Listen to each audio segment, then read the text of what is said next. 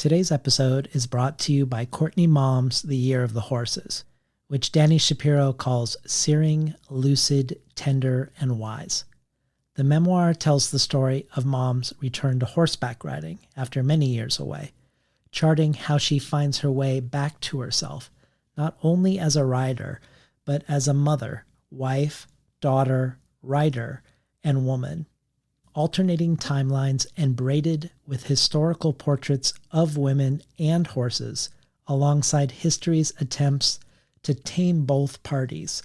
The Year of the Horses is an inspiring love letter to the power of animals and humans to heal the mind and the heart, says Lisa Taddeo. Gorgeously written, wry but loving, heartbreaking, and most of all roving, The Year of the Horses is a memoir of power and beauty and pain that moves across the world like the beautiful horses that carry it. The Year of the Horses is out now from Tin House. Before we begin today's conversation with poet Ada Limón, I wanted to mention the animals in this conversation. The conversation itself is about, among many other things, how to represent animals in one's work, but more importantly, how to be in engagement with animals and with the non-human world at large in our lives, and how to carry that engagement into our work, as well as about writing at a time of ecological precarity and human dominion over the earth. Longtime listeners know that I have brought up my cat Ewok in these intros before, multiple times, especially if she made a cameo in some fashion during the interview itself. And if you listen to a lot of conversations with Ada Limón, it isn't uncommon to hear her dog snoring beside her as part of those conversations. You may have noticed that I haven't brought up Ewok in a while, and that is because she died last summer during Portland's heat dome, where the temperatures reached a previously unfathomable 118 degrees. After 9 months of mourning, and with her purple heart-shaped name tag now dangling from the boom arm of my microphone, and a little tuft of her fur here on the desktop with me, we adopted another cat. Not a kitten, but a 6-year-old of mysterious origins, a cat who needed some immediate medical attention. And because we were both fully formed personalities on either side of the species equation, the first month was largely figuring each other out.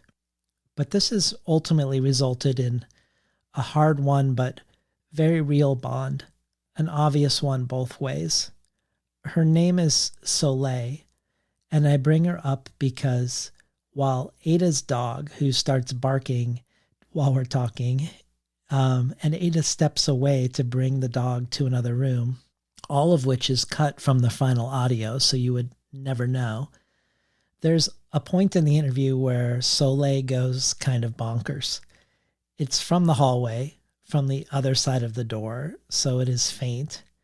And because it is faint, it might even be mistaken for a clock alarm going off or something else. But I make the counterintuitive decision to then invite Soleil into the recording studio to see if she'll chill out. You won't hear me do that, but at some point Ada asks how she's doing, and I point her out. And I left that part of the conversation in the final cut. It's fitting because one of the questions we ask is about how to be with other creatures where they have the space to live on their own terms, and how to represent that in language on the page.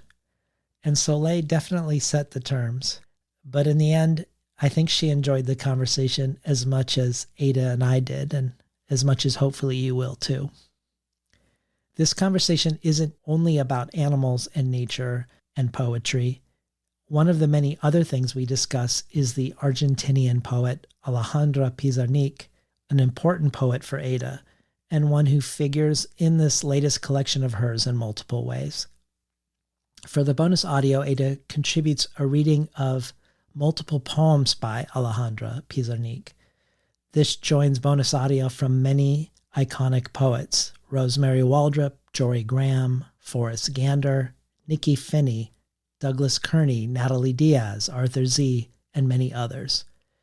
The bonus audio is only one of many potential benefits of becoming a supporter of the show and joining the Between the Covers community. You can find out more about all of this at patreon.com/betweenthecovers. And now for today's animal-inflected conversation with Ada Limón.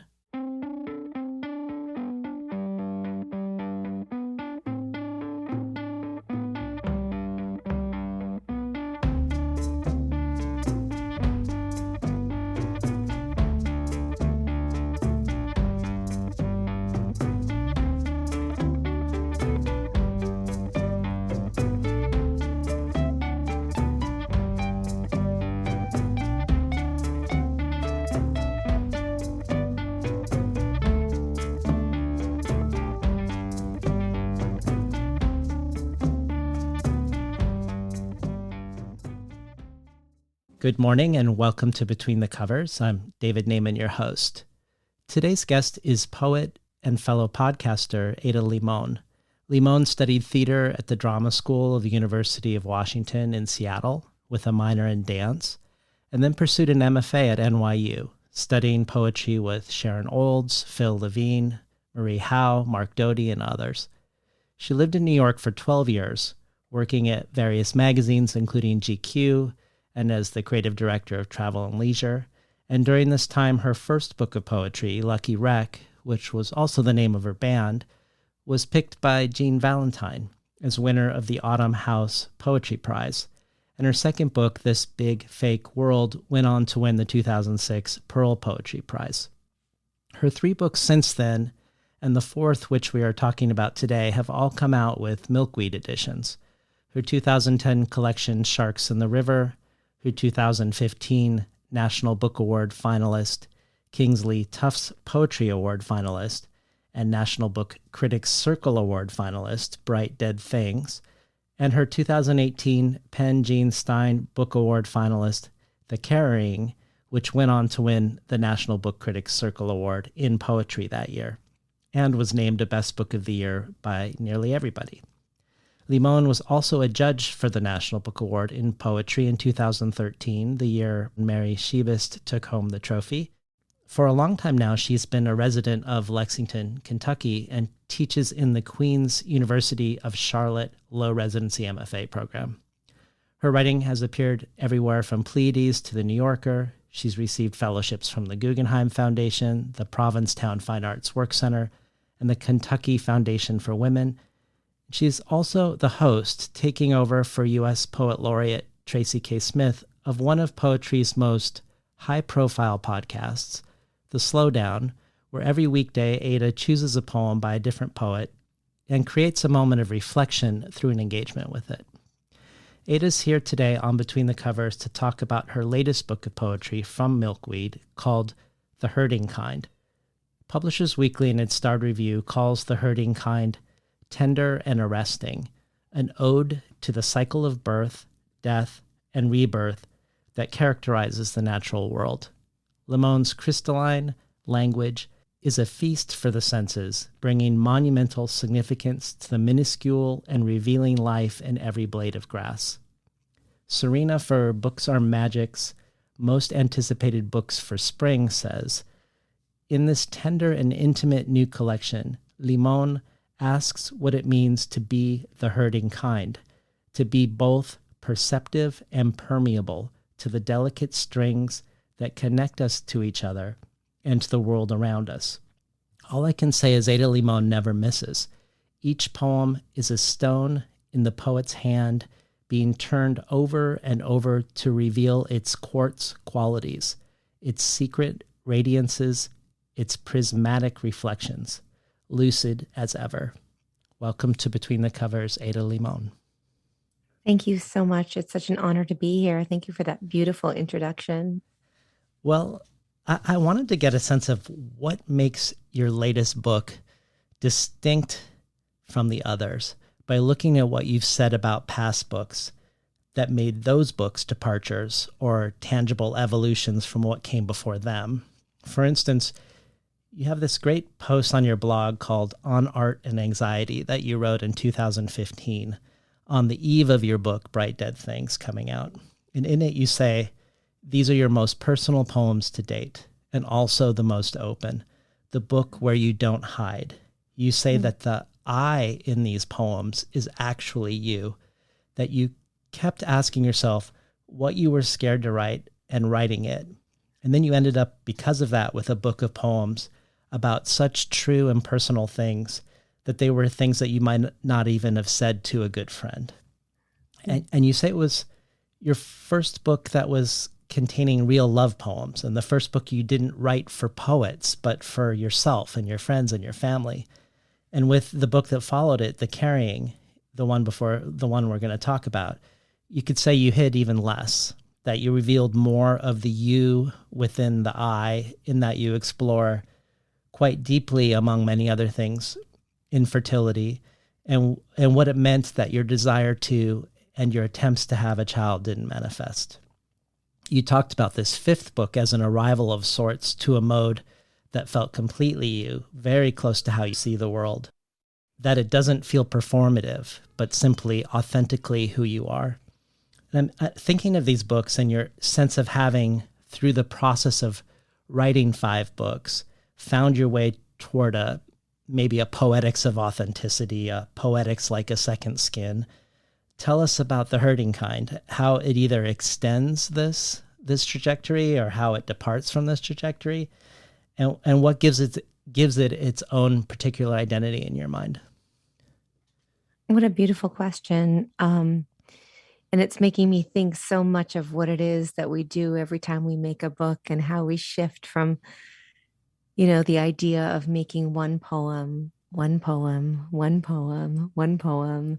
And then suddenly a book starts to manifest and you start to realize, oh, something's coming together. And so I think it's a great question because I was curious too. Like, what is this a continuation? Of course, in some ways it is because it's me. And there's no question about that it's me. And I feel like with this book in particular, one of the things that I was really interested in was what it was to decenter the self in some ways. And I think with both Bright Dead Things and The Carrying, there was an autobiographical element, and there is certainly in this. But I think I was curious as to what would happen if I thought of the poems more as exploration of the world and witnessing the world and me being a part of that and interconnected in the world, as opposed to me being the great I, EYE, and I. And maybe in some ways pulling back from that and not only being witnessed, but letting myself be witnessed and maybe getting a little smaller in these poems. And in doing so, honoring the ancestors, the friends, the animals, the people around me. So I think in some ways, it's definitely still a continuation of the books. And it's also a departure in the sense that I don't want to say it's a pulling away from the world. It's a writing from a different place in the world. And instead of feeling separate in any way, it's writing from a place of feeling a part of everything. And I do think that's new only because I think it's a new thing that's happened to me. Yeah.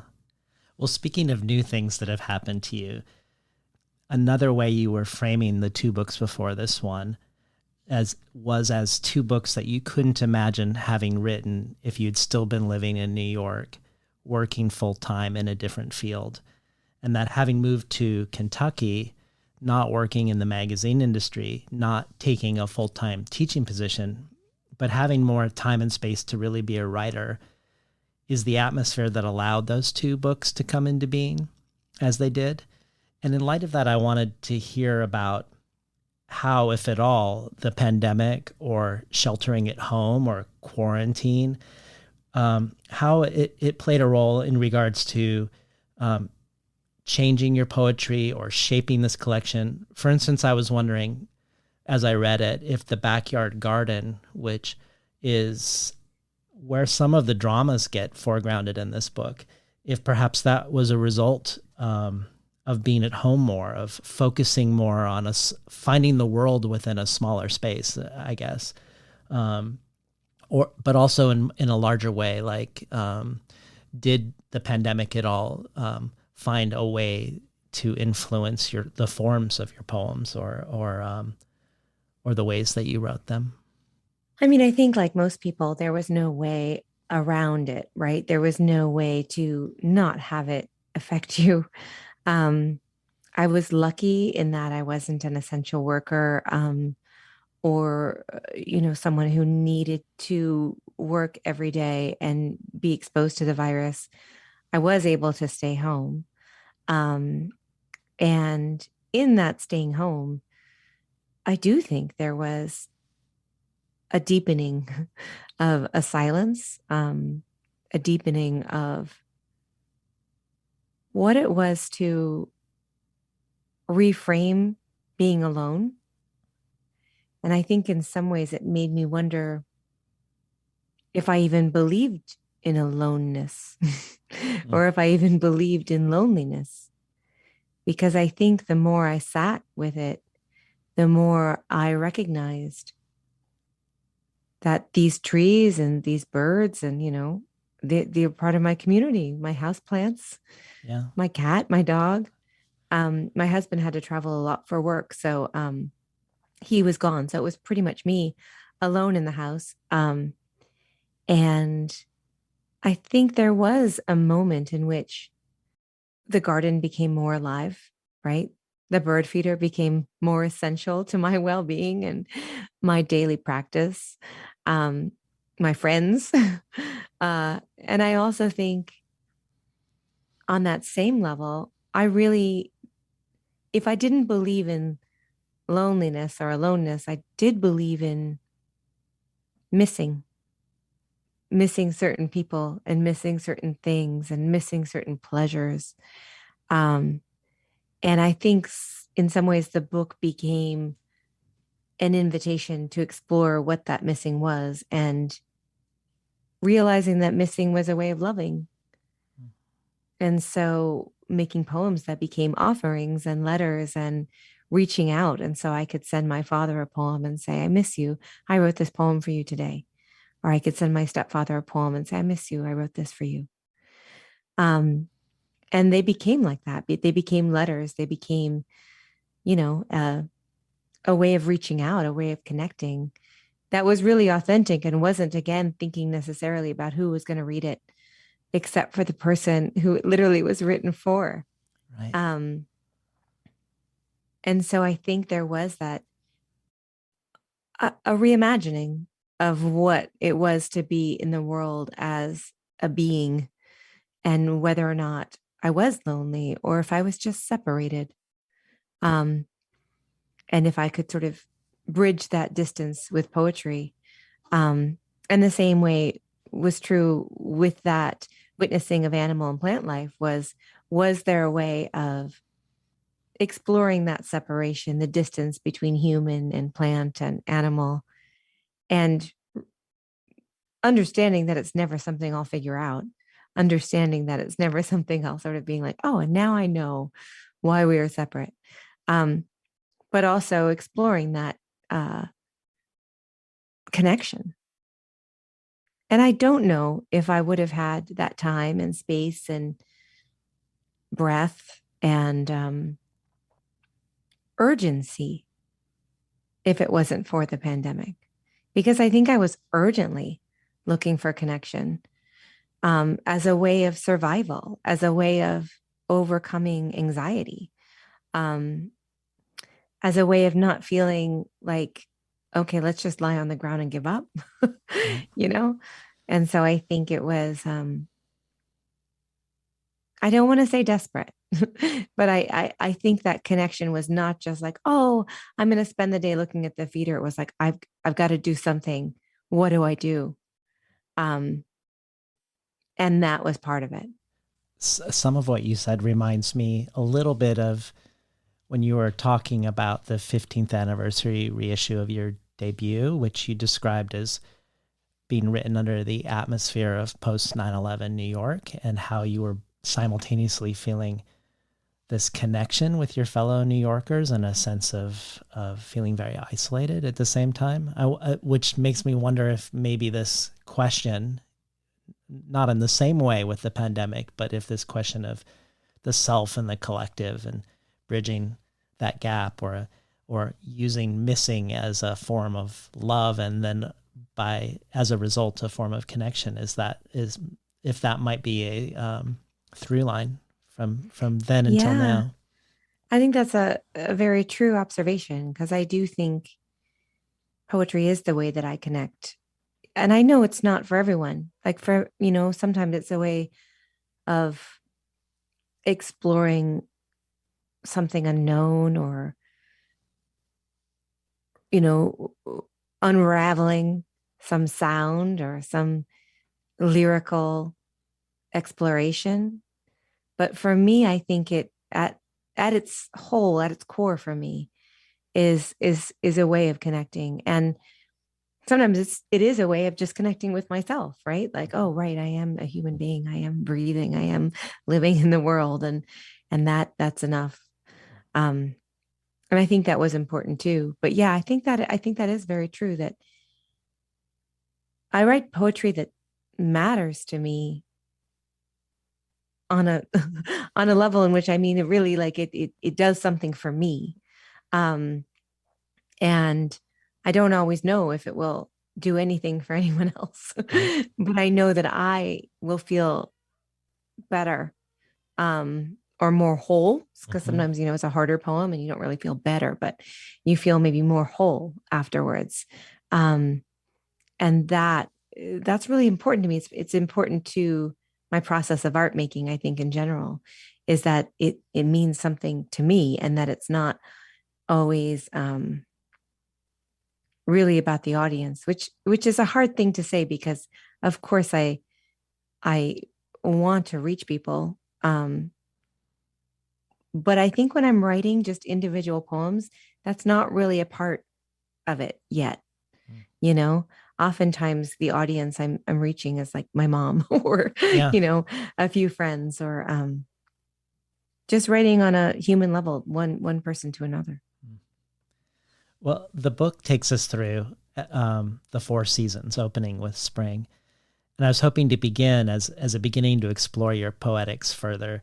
If we could hear the opening garden set poem, Give Me This, and then the poem, A Good Story. I would be honored to read those poems. And we're just getting to spring in Kentucky, so I'm excited to see if my groundhog comes back. I bet she will. I bet she will too. Give me this.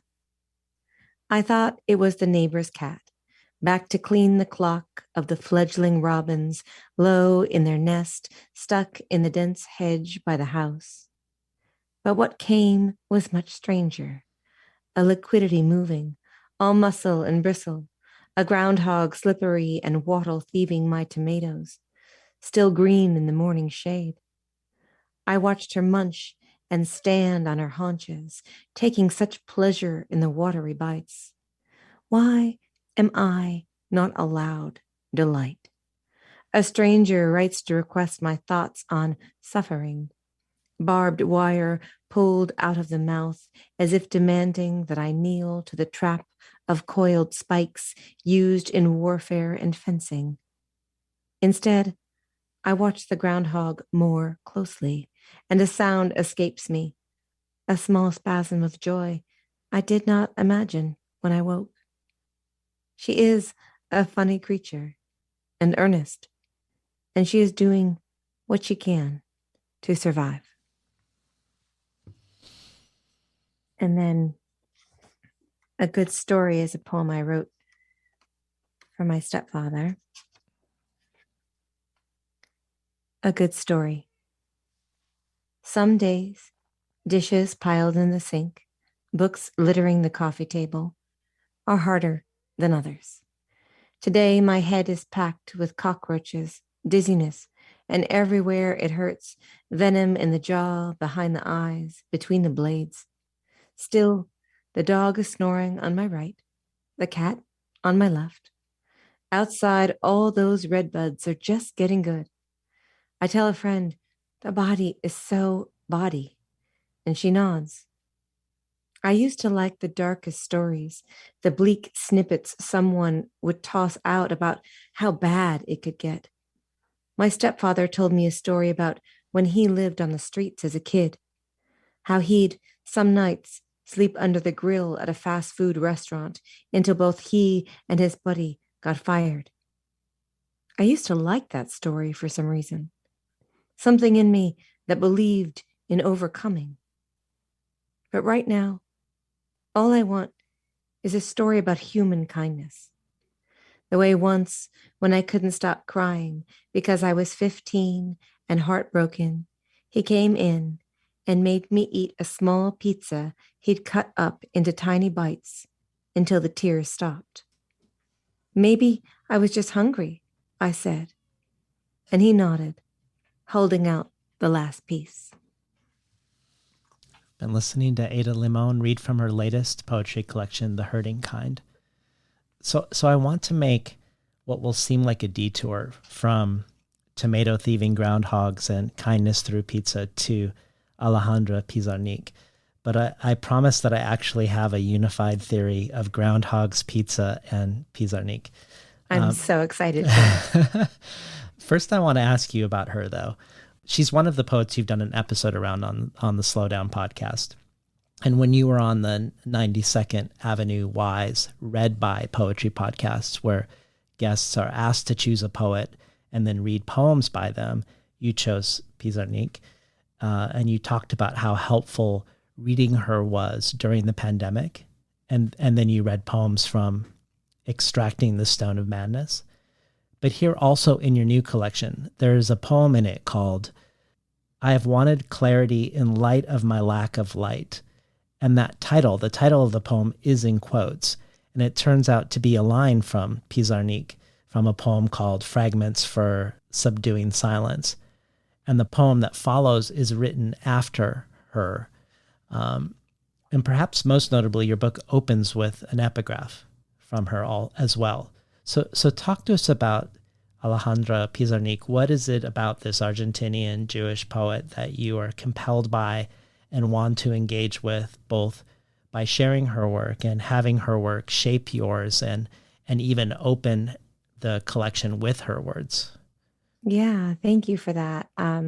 So wonderful to honor a poet. Alejandra Pizarnik is really a fascinating character to me and a fascinating poet. But one of the things that I find really true in her work is that she's as interested in the music of language as she is in the silence. And I'm so intrigued by the idea of what it is to really shape poems around silence and what that means. And I think that there are so many times where when we talk about poetry, we only talk about the language and the images. And I've been a poet that has often said that, one of the things I love about poetry is that there's breath built right into it. And, I've said that for years, but I hadn't really talked about how silence begins to shape the poem itself. And she believes in that. I also think that in her work, you notice a sort of pushing against a wisdom and pushing against a figuring things out, right? And in doing that, I think she becomes such a witness to the world in a way that feels not like an authority, but like part of the world. And I think her work meant something to me as I was putting this book together, but also just as reading it during the pandemic, is that it made so much room for silence. And it also made room for mystery. Well, the reason why I bring her up is because the epigraph from the poem Pido el Silencio, or I Ask for Silence, translated by Yvette Siegert. Because when I think of the groundhog in your garden who's destroying your tomatoes, which is the opening image of the collection, you aren't focusing on what you've patiently grown and nurtured and which is now being stolen before they are ripe. And similarly, and more explicitly in a good story, you have lines which many of your poems do that kind of invite us to see them as a facet of your personal ars poetica. Lines like, I used to like the darkest stories. Now all I want is a story about human kindness. Mm. In the first poem, you take joy in the joy of another after eating your food, even at your own expense. In the second, you take joy from being fed by another when you were emotionally unmoored. And the Pizarnik lines in the epigraph go, though it's late, though it's night, and you are not able, sing as if nothing were wrong. Nothing is wrong. This poem almost feels like it imbues words with magic, like it's a spell to me. Though it's late, and though you are not able, sing as if nothing were wrong. And then that declarative, that mysterious declarative, nothing is wrong. And I recognize that gesture throughout your work, not just in this collection, of no matter what dark place you are in or dark place you go to in the poems, this word magic move, I would call it, sing as if nothing were wrong, nothing is wrong. And I wondered if that's felt right to you, that part of your poetics, that regardless of whether you're writing about a failed dream, a death, a chronic illness, a mercy killing of an animal, that you say this too, this horrible thing too, almost like a yes to it, this unwanted thing. And somehow in doing that, something happens, like that last line of the epigraph. Yeah, I think that's so true. And thank you for deeply reading that and pointing that out to me. Um, you're such a great reader. I mean, that's why I love this podcast. I feel like I'm so interested in what it is to live in balance with those things, because that is what it is to live. And I'm also interested in what it is sometimes for artists to only go towards the suffering. And I think there was a time I thought that's what I should do, that that's what was required of me, was to look only towards the trauma, the suffering, the hard parts. Um, and that's also what I saw being valued, and what I saw being praised. And so I thought, that's what poets should do. That's our job, is to go into the darkness, go down into the bottom of the well. But I think as I've aged, there's a certain, I just don't believe it anymore. I don't believe it anymore. And I don't believe it's what we should do as human beings, because even life has always been hard. It's particularly hard now, especially if you take to consideration the climate crisis. We are at a different place than we've ever been. But I feel like there's something in this life, right, that is always asking us to recommit to it. And I'm interested in that. I'm interested in that, like, ongoingness. I'm also interested in what life looks like without me in it. Mm-hmm. And if, something were to happen to me, in that sort of sense of what continues, and it's like, oh, the tree would go on and the birds would go on. And I don't know, there's a beauty in that. And I feel like we spend so much of our life looking for connection and searching for community and wanting to feel aligned with something. And I just wonder if maybe what's more true is that we are already in community and we are already connected. And the distance between us is made up of earth. And we're part of that earth. Yeah. And that might sound a little out there, It but I doesn't at think all. oh, thank you. But I feel like there is that, to me, is that part of that, is that the seeing as if nothing is wrong, nothing is wrong. I think there is that moment in which, like, this is it. And if I live my life only for tomorrow, I will be deeply unhappy. And if I live my life only for yesterday, I will be deeply unhappy. And so, what is it to be in this moment? And then, in order to be in this moment fully, I need to know that it's not easy, but that also there's something good. And I also don't want to feel guilt. We use that phrase guilty pleasures, and we think about the guilt of I'm having some joy, even though we are watching a real human terror when we think about what's happening in Ukraine, pandemic, climate crisis, all of these things. You can't even line them up. You can't even say them all out loud. But I also know that there's, you know, a bird trying to live its life. And I also know that there's some beauty in someone feeding someone and someone helping someone being at someone's bedside as they pass, or being at their bedside as they give birth. And I think there's something that we need to pay attention there. And I don't know if I can name it, but I know it feels like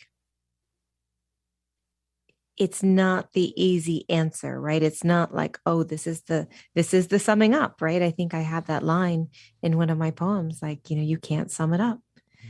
And that feels true to me in the sense that I'm always asking, like, how do we live?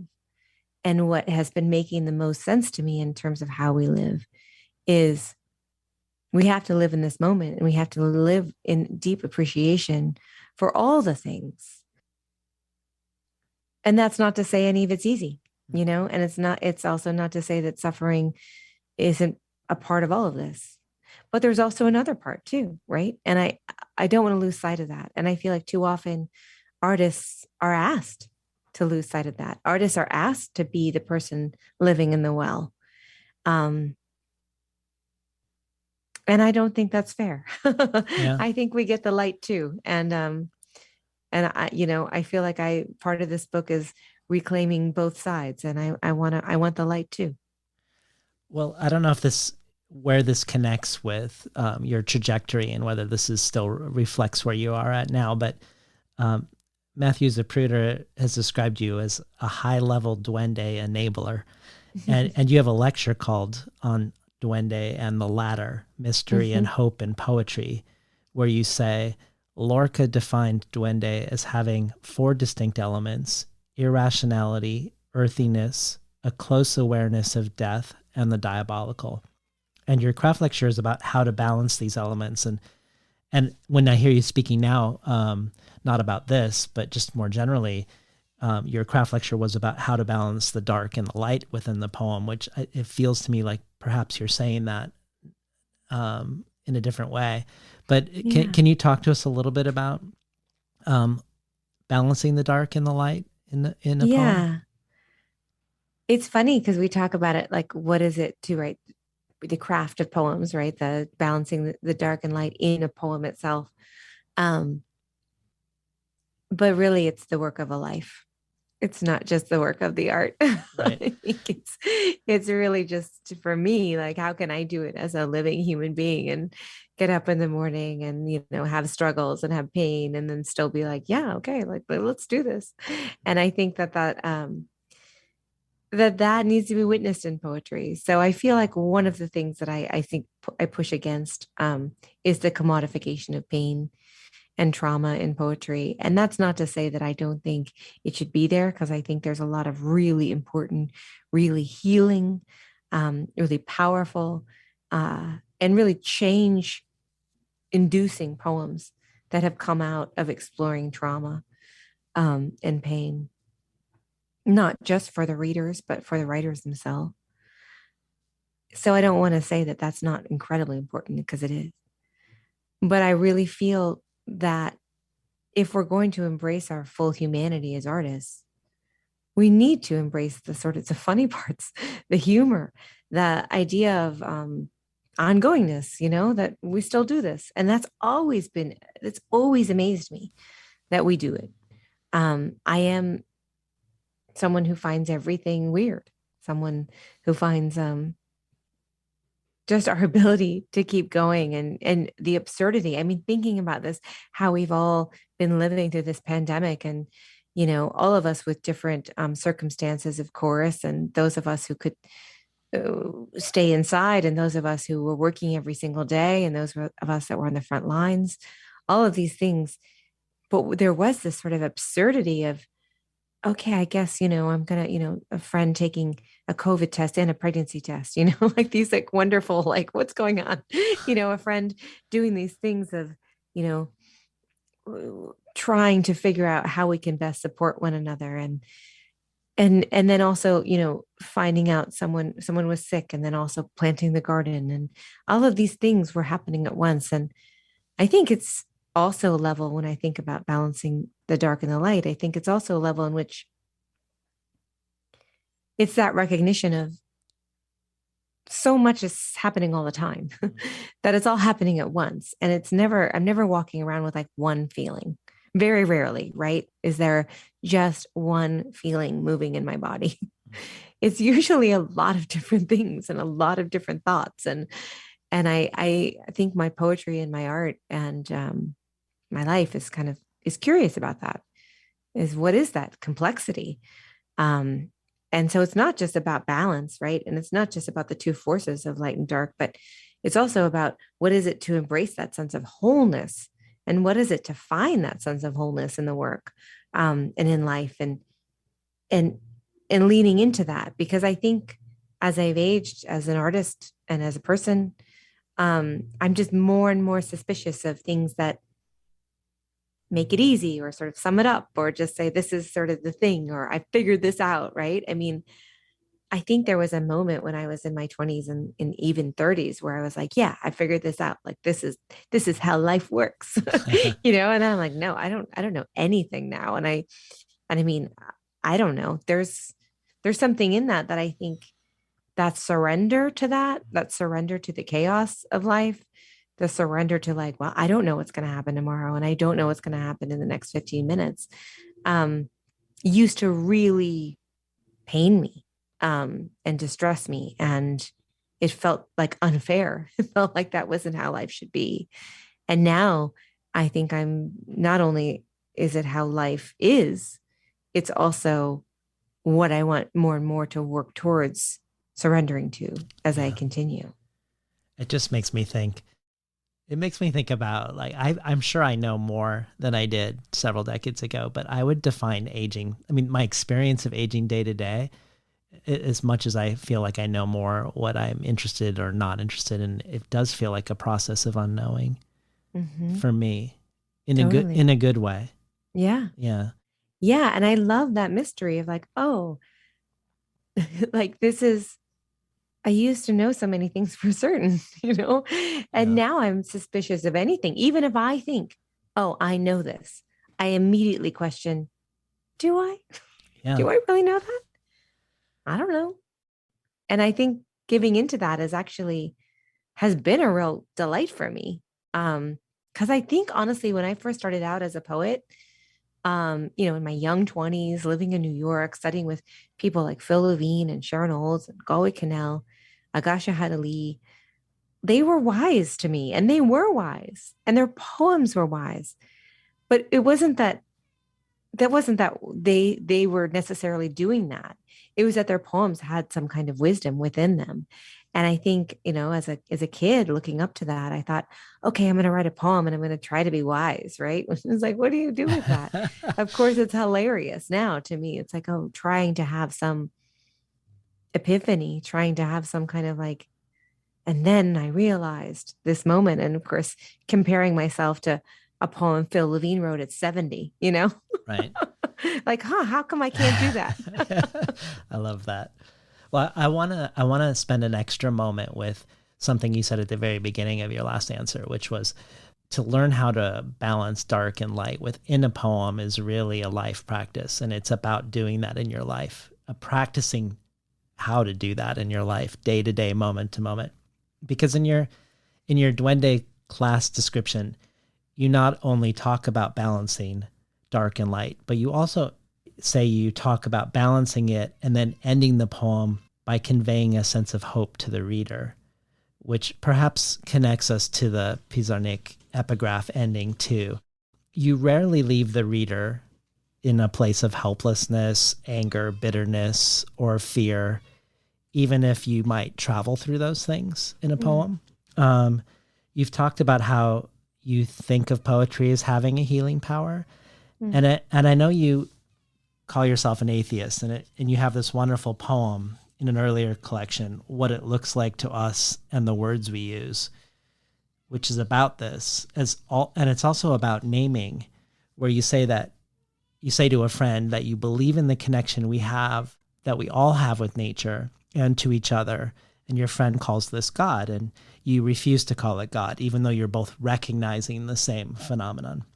And the reason why I bring this up is because this gesture of yours, which I do think runs through much of your poetry, one that I have trouble finding words for, but let's say a repeated affirmative yes, it has the feel to me of a spiritual practice, the way certain practices are ritualized and repeated. For instance, Rachel Zucker, the host of Commonplace, she did a roll call of past guests of the show during the pandemic, brief check-ins. And in yours, you talked about metta loving kindness meditation, a daily practice of yours that begins with an offering to yourself, then an offering to a difficult person, and then an offering to all beings everywhere. One that you described as like a prayer, and a sending out of something positive into the world when you yourself might be feeling the opposite, helpless, confused, maybe even despairing. And it's something you practice every day.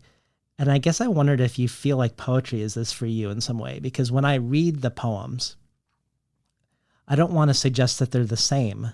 They go to very different places, but there's a sense of a ritual. To me, they feel like the gesture of them feels like a ritual to me. And I don't know if that makes sense. Yeah, it does make sense. All writing to me, from like the act of writing, feels like a way of connecting, right? Like I said that before, like it feels like a way of connecting. In loving kindness meditation, which I first learned from Sharon Salzberg in New York City at the Tibet House, God, in 2006, maybe 2005. I remember thinking that it seemed so obvious. Like, okay, first, like, you're just kind to yourself, and then you're kind to a friend, and then you're kind to a group of loved ones, and then you work on the enemy, which is supposed to be the hardest, and then it's to all beings everywhere. And I was really doing it on a regular basis, and I was feeling this shift to me, and I kept sort of resisting it because I was like, oh, I'm just going to try this. I'm going to try this. I actually it felt like, I don't know. I was willing to try anything to feel better, as anyone who's in a desperate place with either their physical or mental health will know. And I suddenly recognized how hard it was to offer the love to yourself. Like that seemed like it should be the easiest, right? Like that seemed like, yeah, like I would like to feel good. Like, may you be happy. May you be healthy. All of these things, like, yeah. But then there was this strange part of you that would resist it. Like, no, send it to someone who needs it. Or no, like this, I was fascinated what was happening in the mind in this practice. So I do feel like there's a part of writing, now, and I think maybe for most of my life, I actually don't know, that has always been a way of praising. And even if it's the suffering thing, it is the shining a little light on that suffering thing and that hard thing, that thing that maybe we don't talk about, the sick friend, the sick parent, the sick self. What is it to talk about that? And in talking to it, isn't there a way of bringing light to it? And I feel like too often we think that poetry shouldn't be healing, right? That it should be craft. It should be this serious endeavor in which we work at, the line breaks, the caesura, the prosody, to make this beautiful and undeniable thing. And I think poetry can be that for sure. But I also think it can really save us. And it's strange not to go ahead and go for it, right? If it helps, I mean, God, if it helps, do it. Yeah. And I find myself leaning to that so much. And I think that if there is that ritual, it's about that, to go back to what I said earlier about making things that matter. It is about, like, what is it that I want right now? What is it that I need? What is it that I want to share? And to take that seriously, but to take the act of praise seriously, and to take the act of healing seriously, and take the act of whatever recommitment to the world I need at that moment seriously. And that may mean laughter, right? That may mean writing a poem about my friends, all of us being at a bar, or, something, uh, getting stoned in college, or, it might mean a lightness. And I think sometimes if I'm really actively writing, I do think I'm more open to the world. I think I'm more present in the world. Um, and I do think it's like a meditation. It's a different practice for sure. Right. But I think ritual is the right word for it. Yeah, I don't think you're wrong there. Huh. Well, I would like to spend some time with naming, quite a bit of time with naming, actually. You employ naming and listing often in your poems. So naming and listing is within your poems, but the act of naming is also something you engage with as a topic or a theme over and over again from different angles, much like we just referenced the poem about whether the connection to nature is God or not God. But before we do, I was hoping we could hear two different poems in the collection that have to do with naming. And I was thinking The Magnificent Frigate Bird and Drowning Creek. Great. Thank you. How's your cat, by the way? So far, so good. Do you see her? Oh, oh, she's adorable. She's so intense too. She's like, what is happening? I love her. Okay. This is The Magnificent Frigate Bird. Is it okay to begin with the obvious? I'm full of stones. Is it okay not to look out this window, but to look out another? A mentor once said, you can't start a poem with a man looking out a window. Too many men looking out a window. What about a woman? Today is a haunting. One last orange on the counter. It is a dead fruit. We swallow dead things. Once in Rio, near Leblon, large seabirds soared over the vast South Atlantic Ocean. I had never seen them before. 8-foot wingspan, and gigantic in their confident gliding, black with a red neck like a wound or a hidden treasure, or both. When I looked it up, I learned it was the magnificent frigate bird. It sounded like that enormity of a bird had named itself. What a pleasure to say, I am magnificent.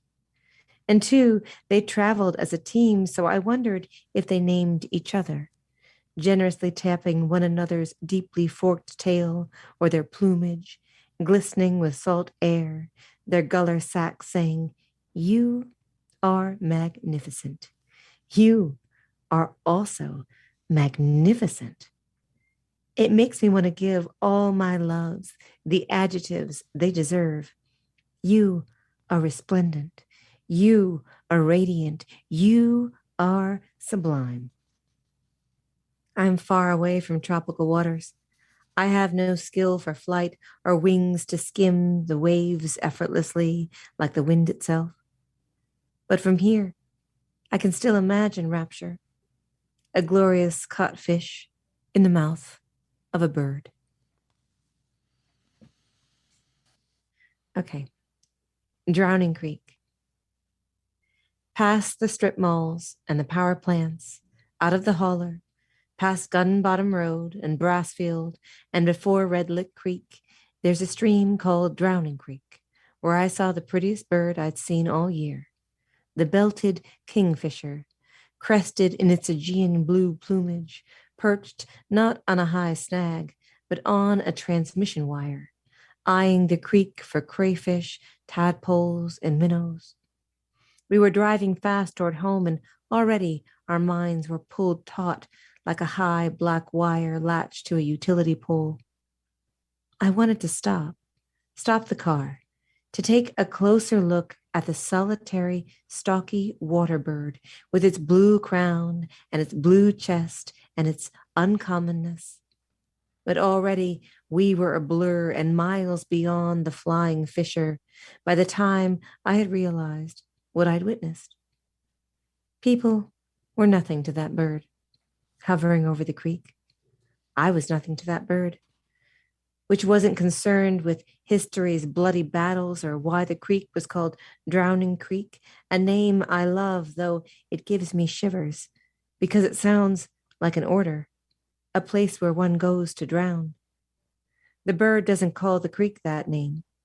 The bird doesn't call it anything. I'm almost certain, though I am certain of nothing. There is a solitude in this world I cannot pierce. I would die for it. We're listening to Ada Limón read from her latest collection, The Hurting Kind. So one of the great things about your book opening in your garden and often being set there is not just us finding the entire world there and also your entire interior world there, but also it evoking the mythic garden, the Edenic garden, the place where language and naming begins. Not only does God speak the world into being, he also many times repeatedly, perhaps much like you do, pauses and declares it good. He speaks light into being, declares it good. He separates water from the land and calls it good. He creates plant life and calls it good, and so on. But also, this is the place where Adam was tasked with the naming of the animals. And you could say that the fall from Eden is a fall also related to language and cognition, that by eating from the tree of knowledge of good and evil, that through the development of abstract thought, the ability to live within representation beyond what we perceive in the immediate moment, that is what separated us from nature. So I was hoping maybe you could just spend a little time with us about naming for you, why you both continually name, but also wrestle with names. Yeah, that's a wonderful question.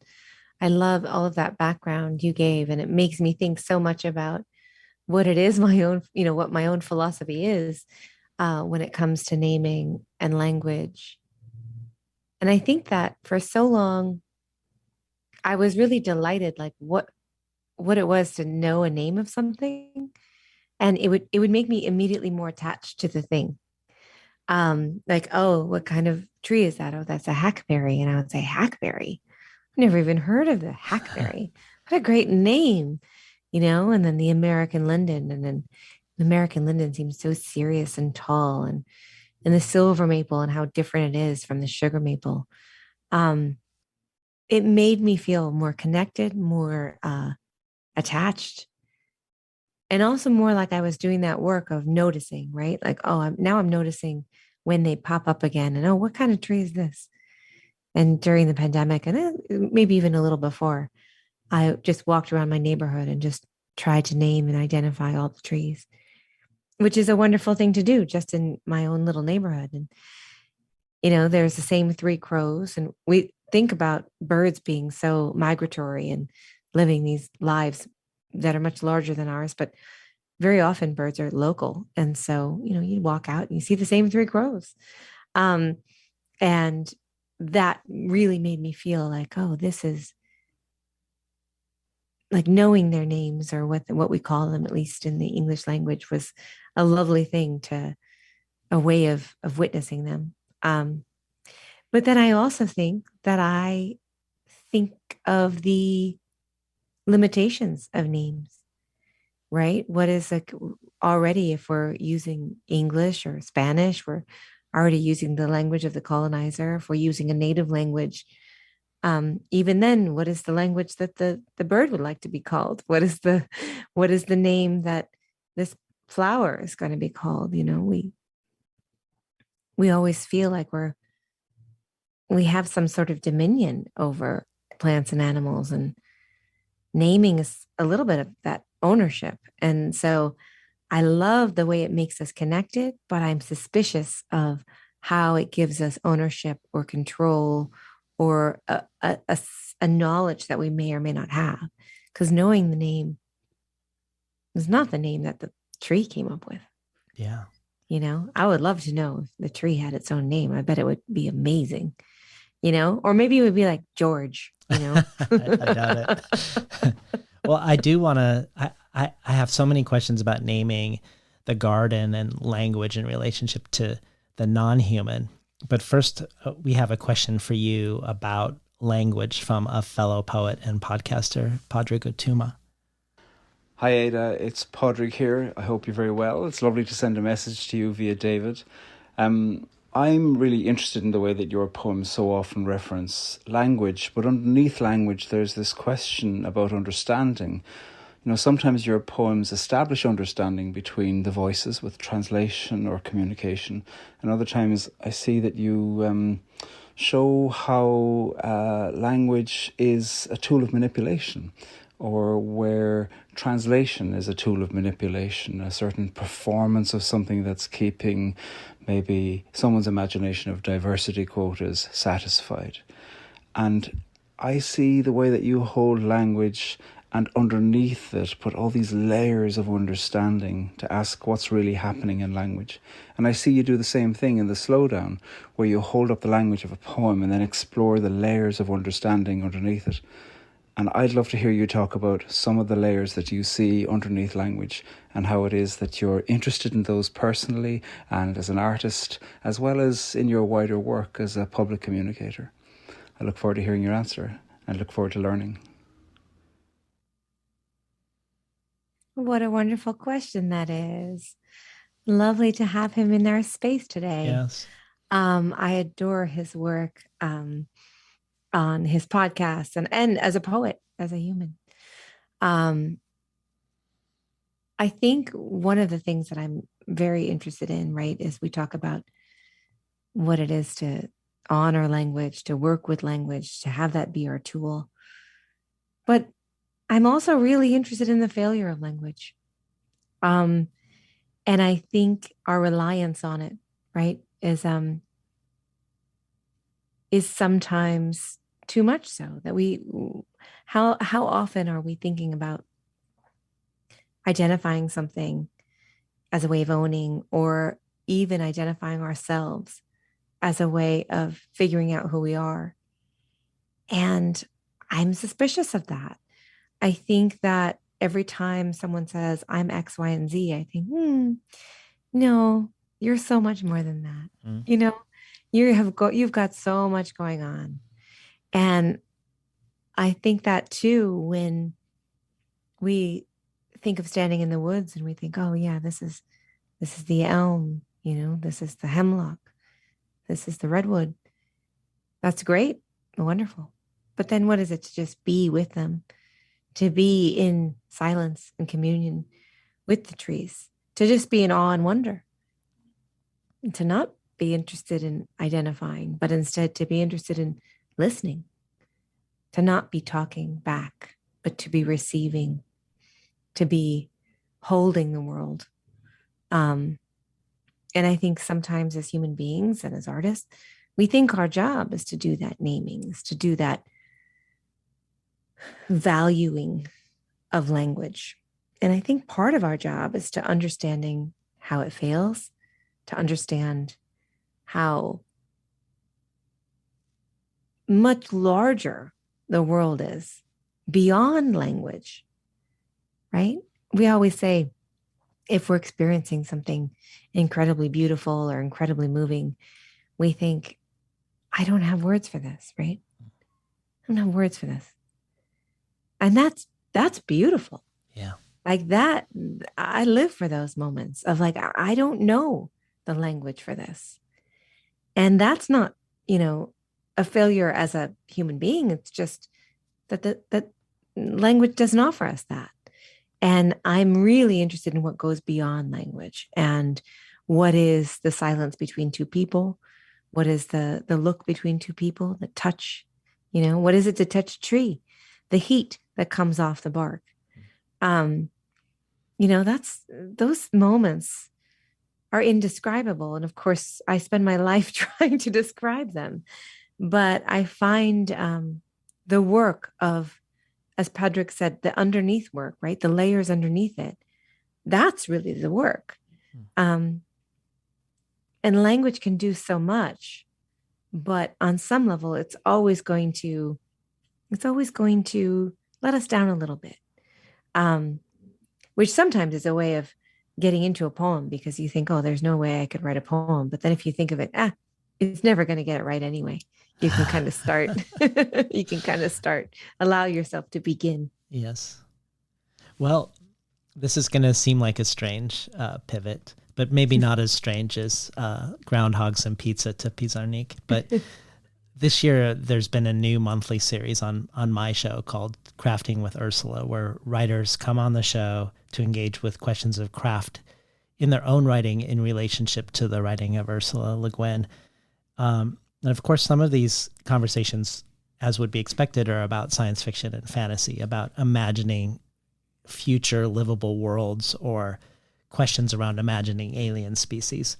But many of them have become about the human in relationship to the non-human, both in the world itself, but also how we represent it in our writing, how we place the human in a narrative or within a poem, and also how we include or exclude everything that isn't human. In addition, her worlds are very much about naming, and the magic of spells for Le Guin is word magic, of knowing something's true name, which is not the same as its name. And because of this and all of these questions we're raising now, she's sort of doubly on my mind. So what I'm going to do, if you'll indulge me, is I'm just going to play a 5-minute segment of Le Guin as a lead-in to some questions. It's part of a speech that she gave at an ecological conference, but then she reread it for me the time she came on the show to talk specifically about poetry. So I'm going to play that, and then we'll talk a little bit. To use the world well, to be able to stop wasting it and our time in it, we need to relearn our being in it. Skill in living, awareness of belonging to the world, delight in being part of the world, always tends to involve knowing our kinship as animals with animals. Darwin first gave that knowledge a scientific basis. And now both poets and scientists are extending the rational aspect of our sense of relationship to creatures without nervous systems and to non-living beings. Our fellowship as creatures with other creatures, things with other things. Relationship among all things appears to be complex and reciprocal, always at least two-way back and forth. It seems that nothing is single in this universe, and nothing goes one way. In this view, we humans appear as particularly lively, intense, aware nodes of relation in an infinite network of connections, simple or complicated, direct or hidden, strong or delicate, temporary or very long-lasting. A web of connections, infinite but locally fragile, with and among everything, all beings, including what we generally class as things, objects. Descartes and the behaviorists willfully saw dogs as machines without feeling? Is seeing plants as without feeling a similar arrogance? One way to stop seeing trees or rivers or hills only as natural resources is to class them as fellow beings, kinfolk. I guess I'm trying to subjectify the universe, because look where objectifying it has gotten us. To subjectify is not necessarily to co-opt or colonize or exploit. Rather, it may involve a great reach outward of the mind and imagination. What tools have we got to help us make that reach? In Romantic Things, Mary Jacobus wrote, "The regulated speech of poetry may be as close as we can get to such things, to the stilled voice of the inanimate object, or the insentient standing of trees." Poetry is the human language that can try to say what a tree or a rock or a river is. That is, to speak humanly for it, in both senses of the word for. A poem can do so by relating the quality of an individual human relationship to a thing, a rock or river or tree, or simply by describing the thing as truthfully as possible. Science describes accurately from outside. Poetry describes accurately from inside. Science explicates. Poetry implicates. Both celebrate what they describe. We need the languages of both science and poetry to save us from merely stockpiling endless information that fails to inform our ignorance or our irresponsibility. By replacing unfounded, willful opinion, science can increase moral sensitivity. By demonstrating and performing aesthetic order or beauty, poetry can move minds to the sense of fellowship that prevents careless usage and exploitation of our fellow beings, waste and cruelty. Poetry often serves religion, and the monotheistic religions, privileging humanity's relationship with the divine, encourage arrogance. Yet even in that hard soil, poetry will find the language of compassionate fellowship with our fellow beings. The 17th century Christian mystic Henry Vaughan wrote, "So hills and valleys into singing break, and though poor stones have neither speech nor tongue, while active winds and streams both run and speak, yet stones are deep in admiration." By admiration, Vaughan meant reverence for God's sacred order of things and joy in it, delight. By admiration, I understand reverence for the infinite connectedness, the naturally sacred order of things, and joy in it, delight. So we admit stones to our Holy Communion, so the stones may admit us to theirs. So, I love that. That was wonderful. isn't it? Let's just sit here and listen. Oh, that would be wonderful. Yes. I can imagine sitting by a fire for story time with Ursula for sure. Part of the reason I played this is because of the way she rescues the word reverence from the context of religious dominion over nature. That inspires the poem she reads near the end, which reminds me of your poem about the word God. But mostly I played it because of the lines. It seems that nothing is single in this universe and nothing goes one way. And then the final lines, so we admit stones to our Holy Communion, so the stones may admit us to theirs. Because to me, it feels connected to something about your naming, not just the naming of the magnificent frigate bird as magnificent, or that the bird is not naming you in Drowning Creek.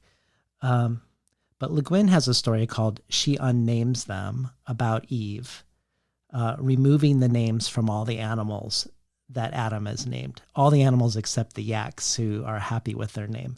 But in your last collection, The Carrying opens with Eve naming the animals instead of Adam naming them. But what I think is most notable in that poem of yours is not the gender switch, which I think is notable, but that you also wonder if Eve ever wanted the animals to speak back, if she craved to be named by them. So both Le Guin's and your solution to naming feel like they're bidirectional, and that your Eve is rescuing naming from its worst self, in a sense. And part of that is maybe related to this listening and not speaking and not naming, even though she is naming, but she's naming in a spirit of wanting to be named by that which she's naming. I guess I wondered if any of this rang true to you, and any other thoughts that you had about what Ursula just read. Yeah, so true. It was really beautiful what she was saying. And I feel like one of the things that, I've been working with and just reckoning with myself is that, our own just broken relationship with the land and with animals and plants. And it does feel like it has become antagonistic. It's become essentially a place of commerce, and I'm very curious as to what we can do to heal that relationship, because I don't think we can even begin to heal our relationship with each other without witnessing and starting to heal our relationship with the land. And that doesn't mean that you are necessarily working the land or living in some rural setting, right? I think you can do that in the urban setting as well. Having lived in New York for so long, there are plenty of plants and trees and animals which you can have some, communion with. And I feel like there's a certain amount of going back to that centering of the self, the centering of the human, making us the God, if you will, right? Mm-hmm. God in our image, all of those things.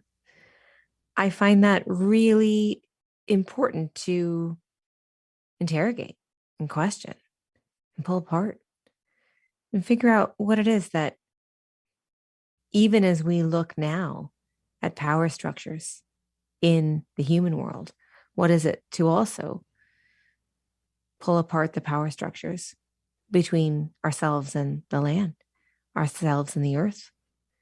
And for me, I think it's essential to working in poetry, of course, my own poems, but I think it's also how I want to be in the world. And like when we go back to that sort of naming and renaming, but also like what it is to witness and then be witnessed, right? That it's not always me that gets to go into the field and say, you're this flower, you're this flower.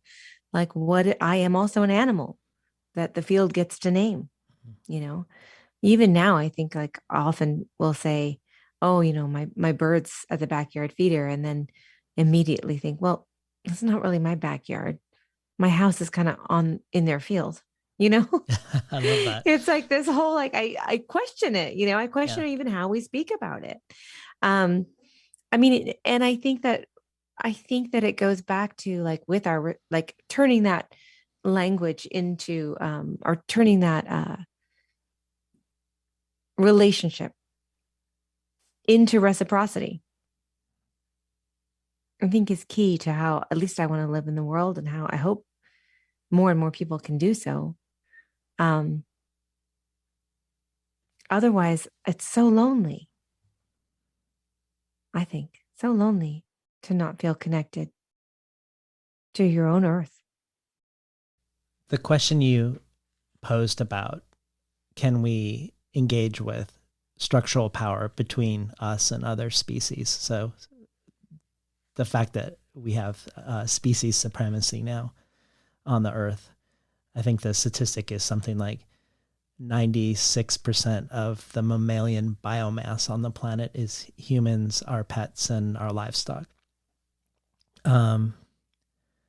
So beyond your deep engagement with plants and animals and this question around naming, honoring them, forgiving them for stealing your tomatoes, or celebrating them for stealing your tomatoes, you also have poems where you imagine yourself as non-human.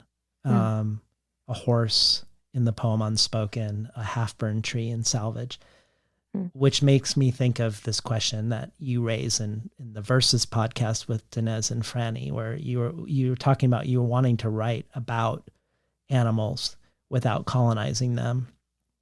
And I guess I just wanted to hear more about what that, because this goes to the question, obviously, around power or structure. What are the parameters, or what are the ethos? What does it mean to colonize an animal or a plant in a poem versus not?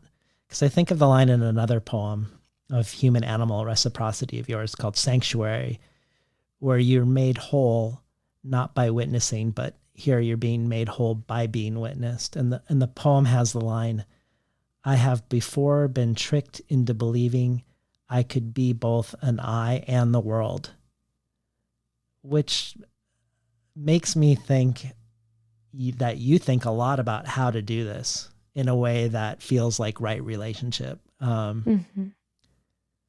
Perhaps in the way Ursula was talking about poetry being not a technology, but like science, one way we engage with these other beings in a way that might have the potential to do that. Yeah. I mean, I think that's, yeah. I mean, I find myself sort of speechless because it's hard to explain. It's hard to talk about what that is, to feel that sense of reciprocity, as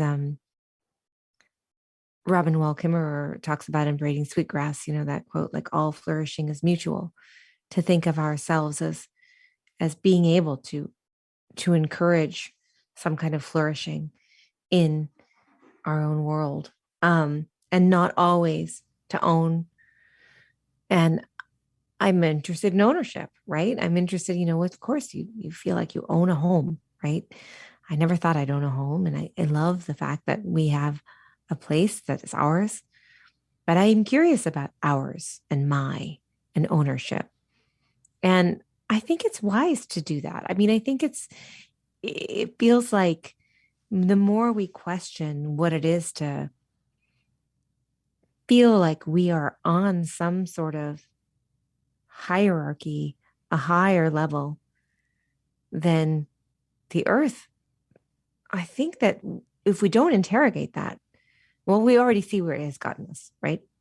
And it will just continue if we don't start to realize that our relationship has to be reciprocal, but it also has to be a reimagining of what's possible between us. Because of that broken relationship, the harm that has been done, and on a larger level, on the ways that we often feel like so much is dependent upon us. So much is, the mind, the chaos of the mind, I've got to get everything done. I've got to be right. I've got to be good. I've got to be smart. I have to make sure I have enough money for this and that. And I need to call that person back. And all of these worries and these troubles. And isn't there a way sometimes that imagining ourselves as the original animal, as an animal, we can let some of that stuff go for a second and start to remember that, some of this is, the evolutionary development of the brain that has the negativity bias, right? Yeah. Some of this is just, that we think we're very evolved, but in that part, we've actually failed a little bit. Our brains are troublemakers. Yeah. And even witnessing that, right? That's sort of an issue with our own making and our own species. We can kind of put that aside and be like, yeah, all right, that's something that I can make some room for, some space for, and not take myself so seriously. Not take myself so much so that the world revolves around me, that if I make a mistake, the world will end. I mean, that's how we've brought up people, to really believe that, you are special, you are amazing. And in that specialness, so much is required of you. Great things are required of you. And we don't give enough of a sort of credit for just being, just being. That's enough sometimes. We're like, let's all operate at like 70%, 50%, see what happens. Like, I just feel like there's so much pressure. And I think sometimes re-examining that relationship with the nature, with the idea of ownership and rightness. And, we're not masters. We are not masters of the land. We're not the colonizers. Like, we have to decolonize our brains to remember that. And it's very hard, because what we're taught is that we're in charge. And because we're in charge, we can't mess up. And I worry about that. I worry about that for our mental health, for our young people that feel like so much pressure is on them. And that's partly because they feel alone. And would you feel that way if you felt more in connection to the world? I don't think you would. Well, I wanted to think about some of these questions about representing animals in human language and wondering whether or not they're related to some of the things you've said about transformation and metaphor. So I'm going to quote you back to yourself now, and then see if you think there's a connection. It's easy to want the metaphor. It makes life easier. I was recently reading this book, The Happiness Hypothesis, and the author says, human thinking depends on metaphor. We understand new or complex things in relation to things we already know. And it's also hard to think about the mind, but once you pick a metaphor, it will guide your thinking. And then you continue. This, I think, is a powerful argument for the necessity of reading, writing, listening to, and memorizing poetry. What if it can help us organize our weird life's journey better? What if what it accomplishes is simply that life can be more easily lived, can be made beautifully clear, can be shrunk to a size more swallowable?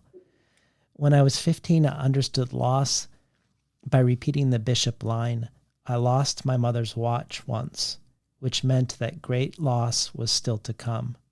Heartbreak was to me the Robert Haas line, bees in the heart, then scorpions, maggots, and then ash.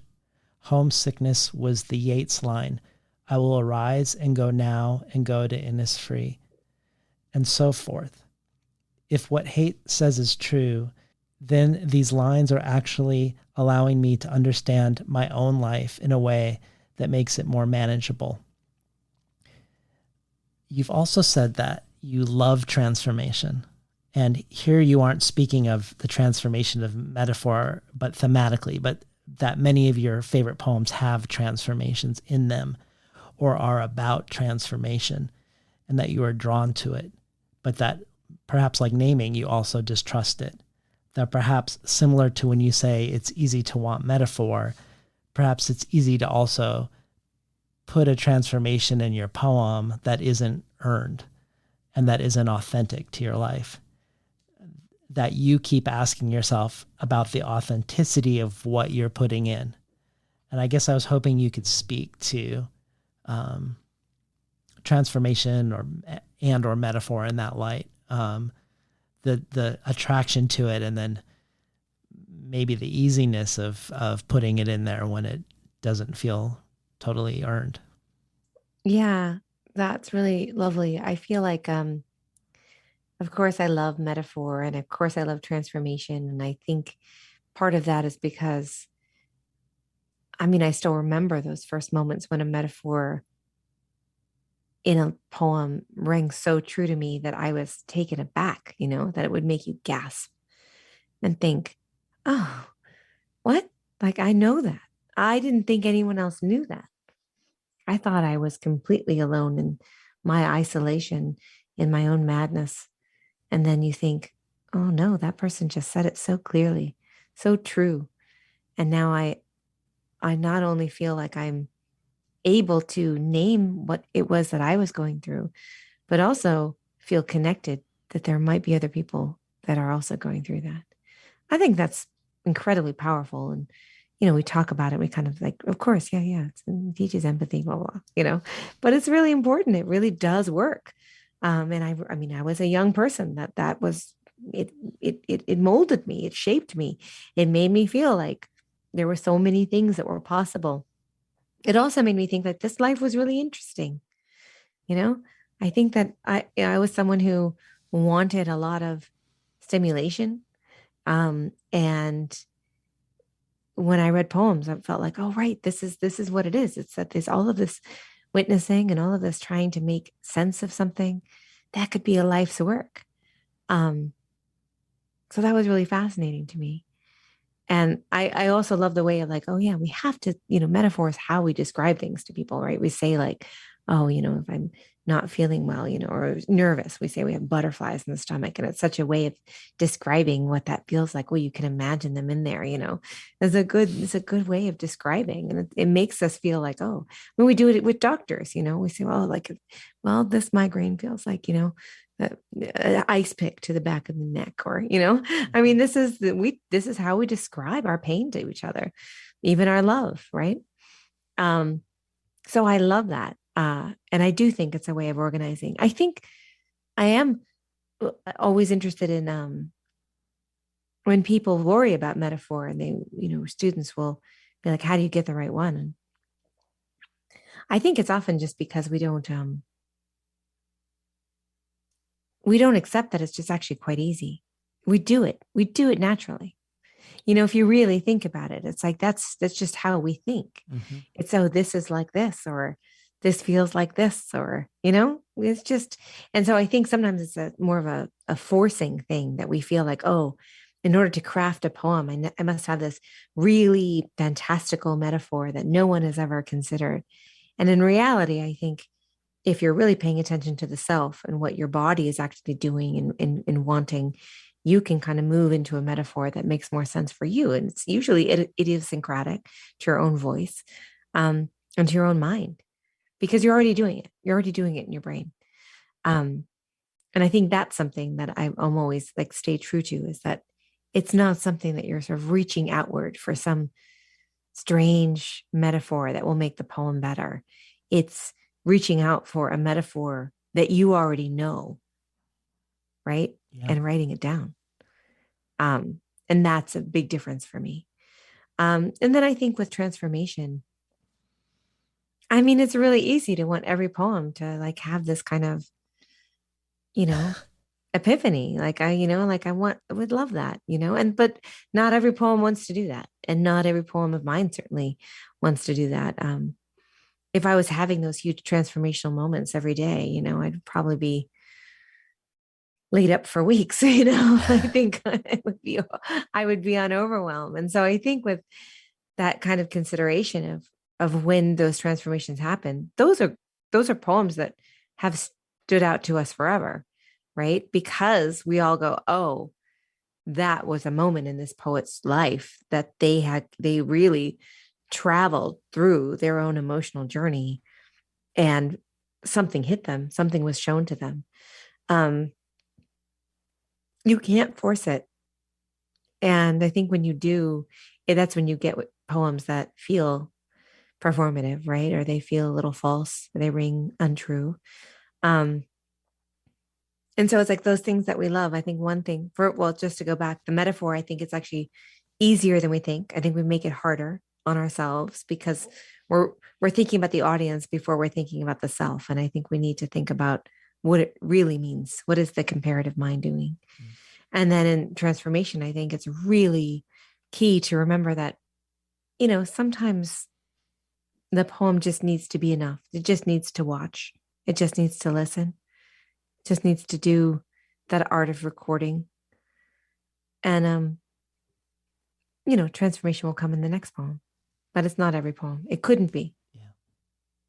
Well, I picked out two more poems that jumped out to me as poems that are about fellow feeling with the non-human, but also poems where it's really clear that you're concerned about allowing these creatures to be themselves apart from you at the same time, like leaving them their own, in a way, their own interiority in a way in the poem.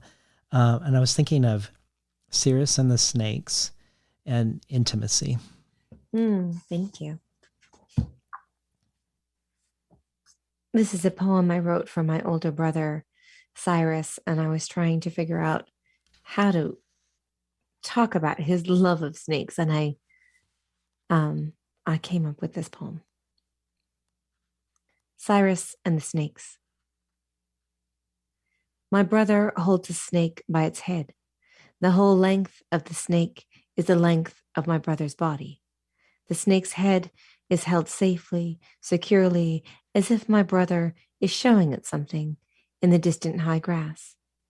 I don't know why he wants to hold them, their strong bodies wrapping themselves around the warmth of his arm, constricting and made of circles and momentum, slippery coolness smooth against the ground. Still, this image of him holding a snake as it snakes as snakes do, both a noun and a verb and a story that doesn't end well. Once we stole an egg from the backyard chicken coop and cracked it just to see what was inside. A whole unhatched chick. Where we expected yolk and mucus was an unfeathered and unfurled sweetness. We stared at the thing, dead now and unshelled by curiosity and terrible youth. My brother pretended not to care so much, while I cried, though only little. Still, we buried it in the brush by the creeping thistle that tore up our arms with their speared leaves, barbed at the ends like weapons, stuck in the rattlesnake grass. But I knew that he'd cry if he was alone, if he wasn't a boy in the summer heat, being a boy in the summer heat. Years later, back from Mexico or South America, he'd admit he was tired of history, of always discovering the ruin by ruining it, wrecking a forest for a temple that should simply be left a temple. He wanted it all to stay as it was, even if it went undiscovered. I want to honor a man who wants to hold a wild thing, only for a second, long enough to admire it fully, and then wants to watch it safely return to its life, bends to be sure the grass closes up behind it.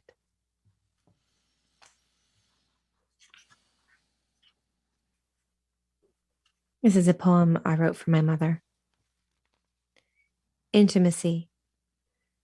I remember watching my mother with the horses, the cool, fluid way she'd guide those enormous bodies around the long field, the way she'd shoulder one aside if it got too close, if it got greedy with the alfalfa or apple.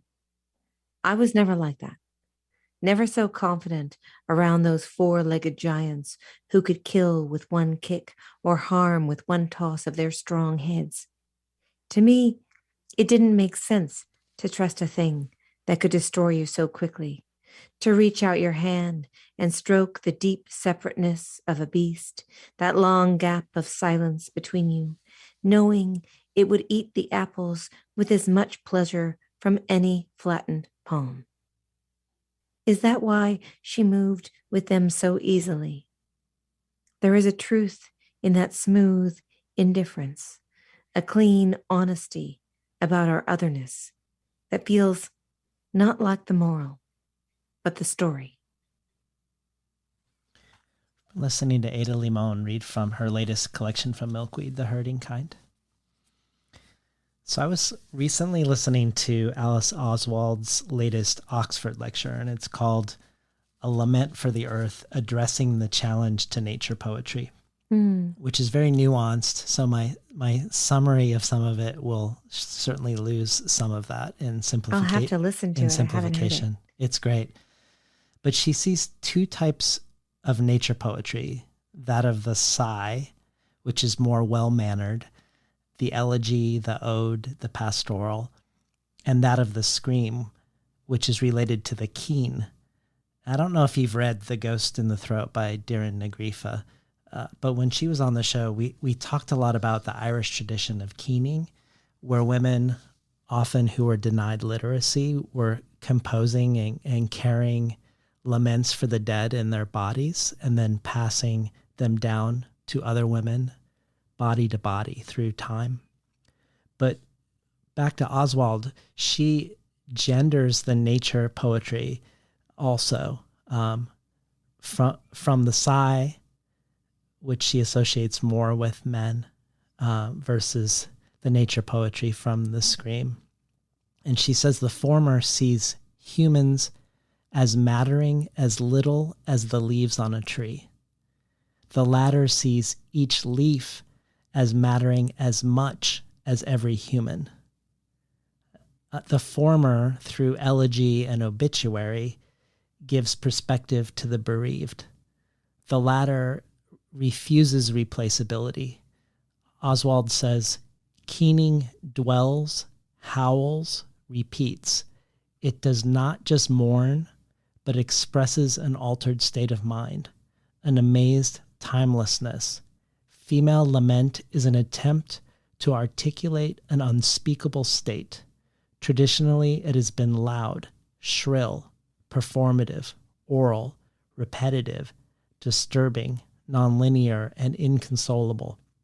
Its drift is against dailiness, against forgetting, against life itself, even to the point of stirring up revenge, so that at least since the 6th century BC, there have been legal prescriptions against its practice.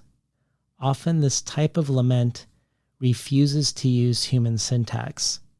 It adopts an interspecies language in which women shriek like birds or stand with arms raised as if they've turned into trees. They do this not just by way of complaining, but as a means to communicate with beings which are outside time. The dead, for example, who need to be reminded where they are, or the gods, so that almost inadvertently keening speaks a kind of Esperanto in which trees, birds, corpses, humans, and the earth itself can communicate across time zones.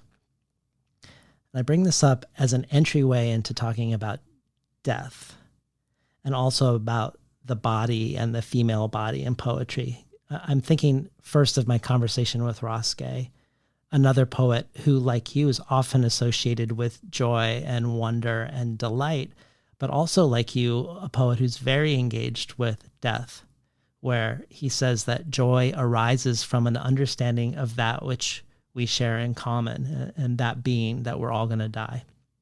And that if we acknowledge this together, a softening happens and joy can enter the space between us. He says, joy is a grave feeling, a serious feeling, a feeling infused with the act of dying, the feeling of disappearing into and profoundly joining something. I feel like you can say that your books and your poems are very death-haunted, are run through with precarity.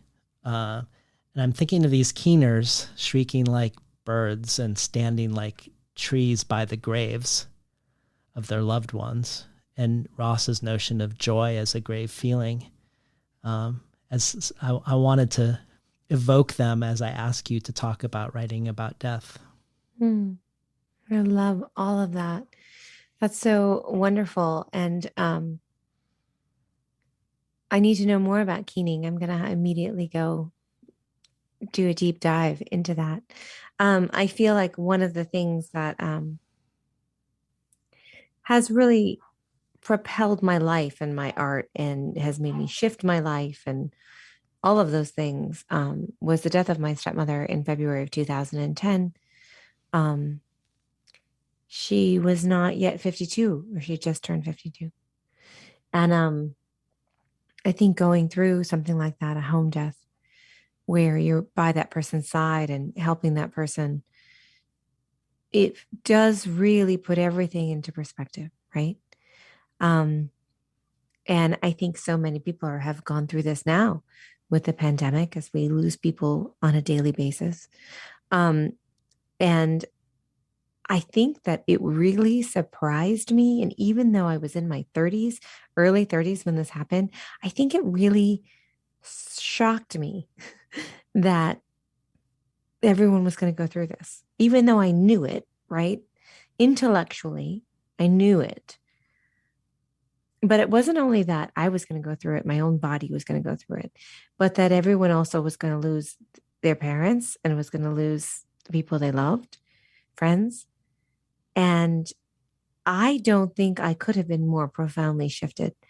And I think it's one of the reasons I moved out of New York. And I think it's one of the reasons I really committed to making art, because I really felt like, what was it to align myself with the way I wanted to live my life? I kept thinking, well, what if I have only until 52? What does that look like? What do I want to have done? How do I want to spend my hours? And I think in that, at first became, well, let me figure it out right for myself. What is it that I'm going through? What was it to witness this? And then I think, of course, as we go through more and more deaths and lose people, and I think that there's a certain surrender that happens. And that surrender, I think, can bring joy. I think there is a sort of practice of giving into mortality as opposed to trying to fight against it. Now, I'm not saying I don't want to live forever. I mean, it'd be wonderful to live at least until 100.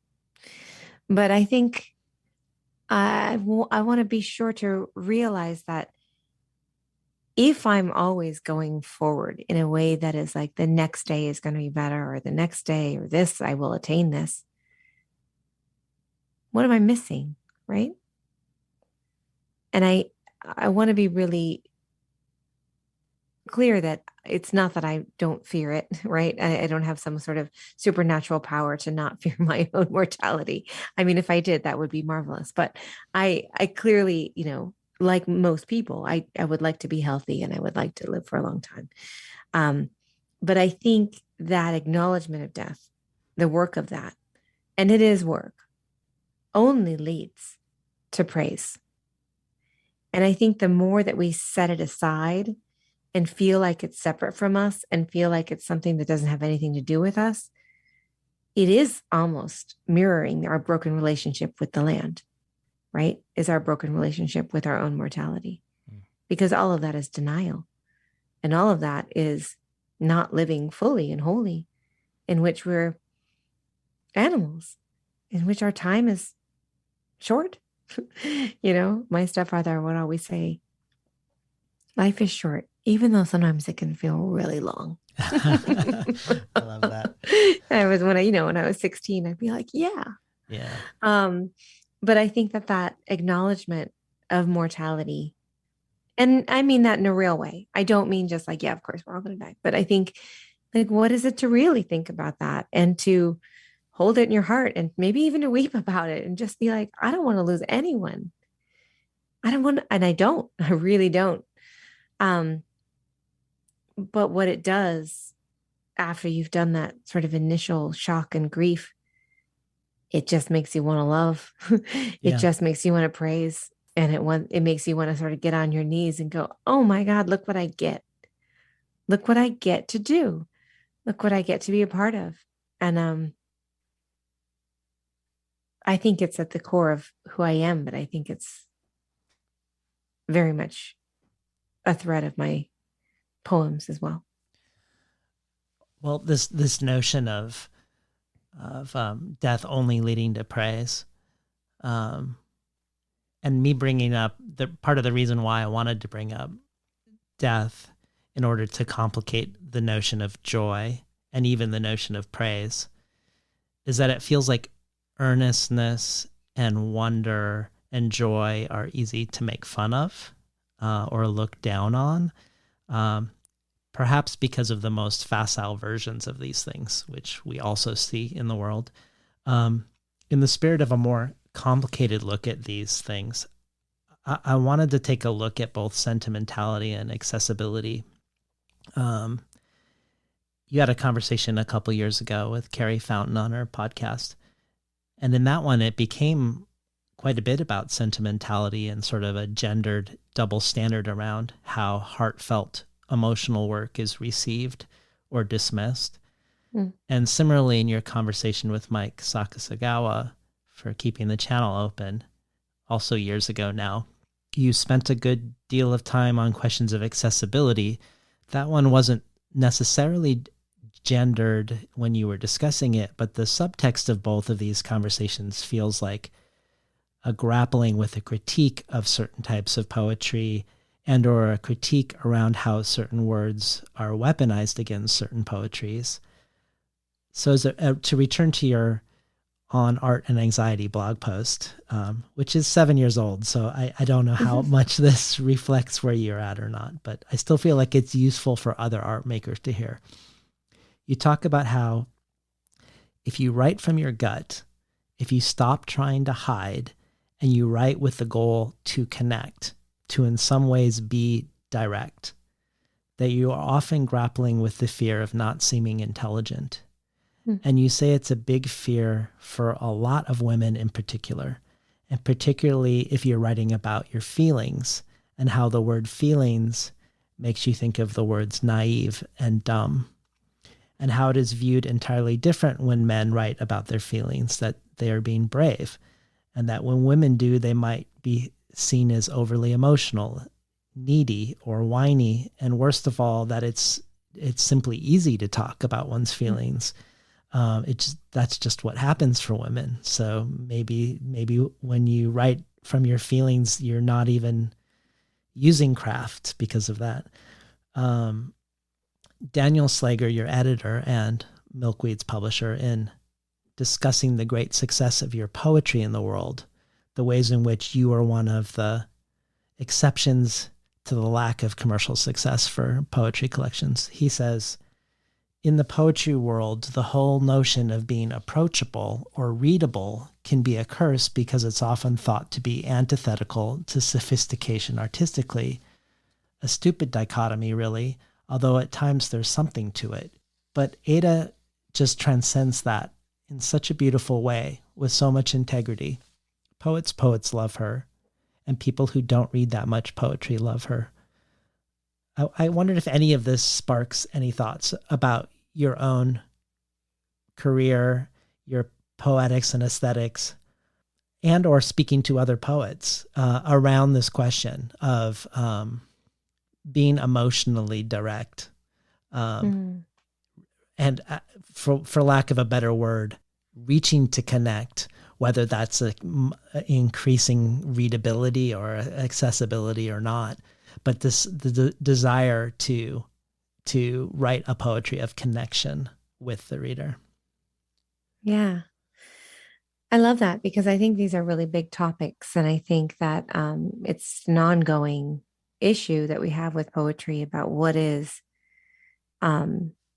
valued, right? What is important. And I think, I think it's shifting, to be honest. I think there are some elements to which people are starting to defend what it is to have sentiment in a poem, to use maybe language that before felt maybe not as serious, as intellectually apt to poetry. And I think that just from a personal perspective, when I first started out in poems, I really thought that a lot of what I wanted to do in my own work in graduate school was to prove that I knew craft and to prove that I was smart. And I think that I am not as interested in that anymore. And that's probably because I don't think I am. I mean, I don't think I'm wise. I don't think I have anything, there's not, and I think that's partly because I thought that's what poets did, was to be, to have a sort of wisdom. And now I don't believe that.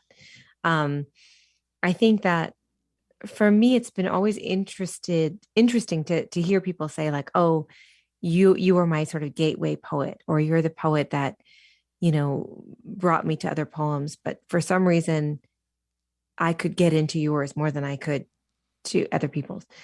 It's a beautiful thing. I'm not 100% sure why that happens.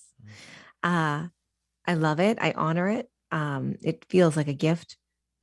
But again, I didn't write Bright Dead Things for anyone else really, except for like me and my friends and my, and I think that partly though, I'll say this is that I do write for people that aren't necessarily poets, and that's important to me.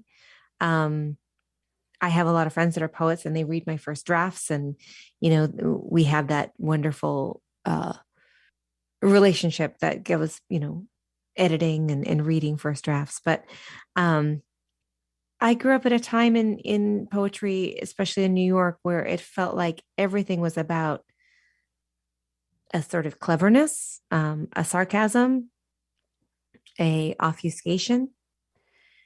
And I think at first I thought that, yeah, I could do that. I mean, in some ways, I think obfuscating is a little easier than being direct. But I did sort of wonder about why you would go to a poetry reading and someone would describe their poem and you'd be laughing and you would think, oh, that's going to be so fun to listen to this poem. And then they would read it and you'd be like, oh, that doesn't have anything to do with what they just said. Right. And it would feel sort of, it would be like, it would be the human self that told the story or introduced the poem. And then a sort of robot self that would read the poem. And I was just interested as to what would be if you just maintained the human self on the page. Yeah. And I think that has been my work, is that what is it to be who I am on the page? And I think that the big thing that maybe people don't discuss enough of when we talk about accessibility and sentimentality is that saying the thing directly doesn't mean that you're not using all elements of prosody. Doesn't mean that you're not leaning into music in a huge way. I think, as you know, I mean, I'm incredibly musical in what I write. And I think sometimes what people find accessible or, in that they somehow find something in it, is actually the music. And I think that when we talk about language failing and giving space for silence, I think music is the thing that takes over when language itself is letting us down. And I'm a big fan of that. I think surrendering to that music and listening to that music and watching that unravel in the way however it goes, feels like something really essential to my work. And so I sometimes wonder if that also has something to do with it in terms of what people are drawn to, because I don't shy away from the musicality. Yeah, some of this notion of your career moving away from the performative and the clever towards something that feels more real for you. And also this question of directness and intelligence reminds me of when Forrest Gander picked one of your poems to be on the New Yorker podcast and then discusses it with Kevin Young. And they pick it, yes, because, or Forrest picks it, yes, because of the way it portrays the human and the non-human world. But he also picked it even more because of the ways this poem is in conversation with other poems and literary history and with the making of meaning. And he sees this poem of yours, Privacy, in conversation with very specific poems by Wallace Stevens, and then later with a poem by Ezra Pound. And he talks about the long O's and U sounds, words like one, come, crow, closely, both, no, only, that these sounds, according to linguists, across many languages are connected to deeper emotions.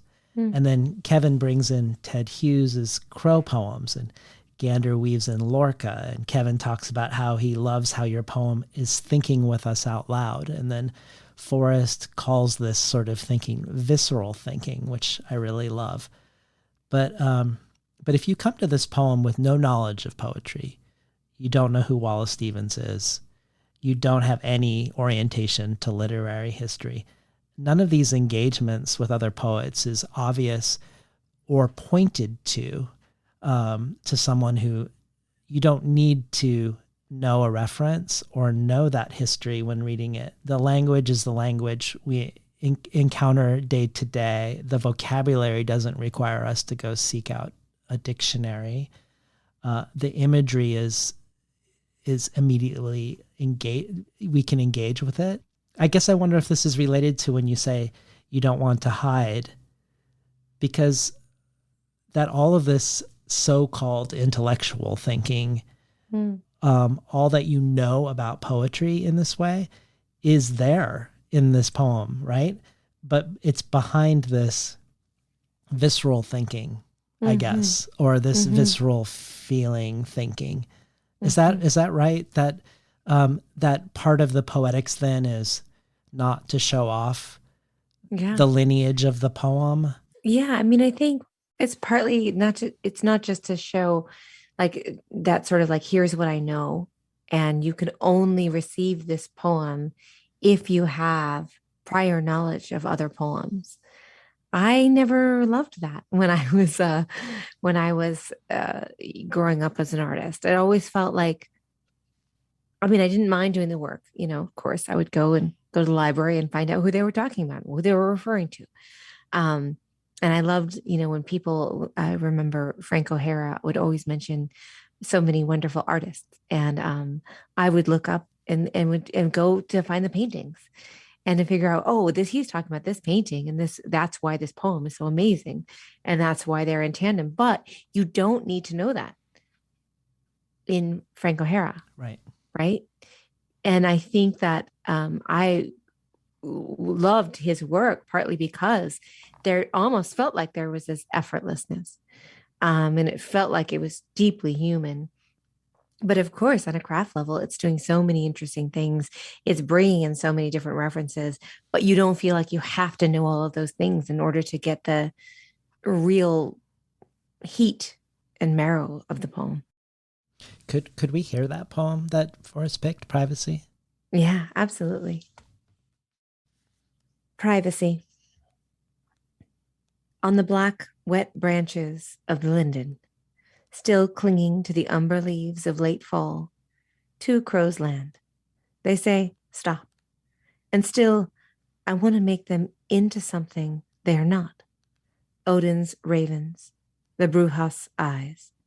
What news are they bringing of our world to the world of the gods? It can't be good. More suffering all around, more stinging nettles and toxic blades shoved into the scarred parts of us, the minor ones, underneath the trees. Rain comes while I'm still standing, a trickle of water from whatever we believe is beyond the sky.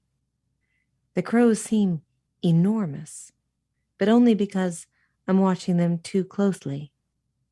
They do not care to be seen as symbols. A shake of a wing, and both of them are gone. There was no message given, no message I was asked to give, only their great absence and my sad privacy, returning like the bracing, empty wind on the black, wet branches of the linden. I'm listening to Ada Limón read from The Hurting Kind. So when I was talking to Rabi Alameddine, after our conversation was over, we were chatting for a while not recording, and somehow we got onto the topic of the poetry group that he's in with you. So it's fitting. It's called the Poetry Unicorns, probably the most amazing poetry group I've ever heard of. And And it's fitting, I guess, that I've sort of randomly brought Ursula Le Guin in, that I'm also going to bring some unicorns into this conversation. I love it. And two of these unicorns have questions for you.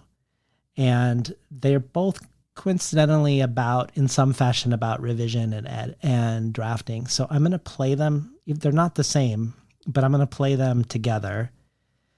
And then you can answer as you see fit. Okay. All right. You have this talent or skill to make your work sound as if poems come to you fully formed, and you write them down, smile at their fabulousness, and then take a stroll in the meadow to pick wildflowers again. We all know how silly that notion is, but then, lo and behold, I came across this amazing poem of yours. I know one should not read a poet's poem back to her, but I must. What I didn't know before. What I didn't know before was how horses simply give birth to other horses. Not a baby by any means, not a creature of liminal spaces, but already a four-legged beast hell-bent on walking, scrambling after her mother. A horse gives way to another horse, and then suddenly there are two horses, just like that. That's how I loved you. You off the long train from Red Bank carrying a coffee as big as your arm, a bag with two computers swinging in it unwieldily at your side. I remember we broke into laughter when we saw each other.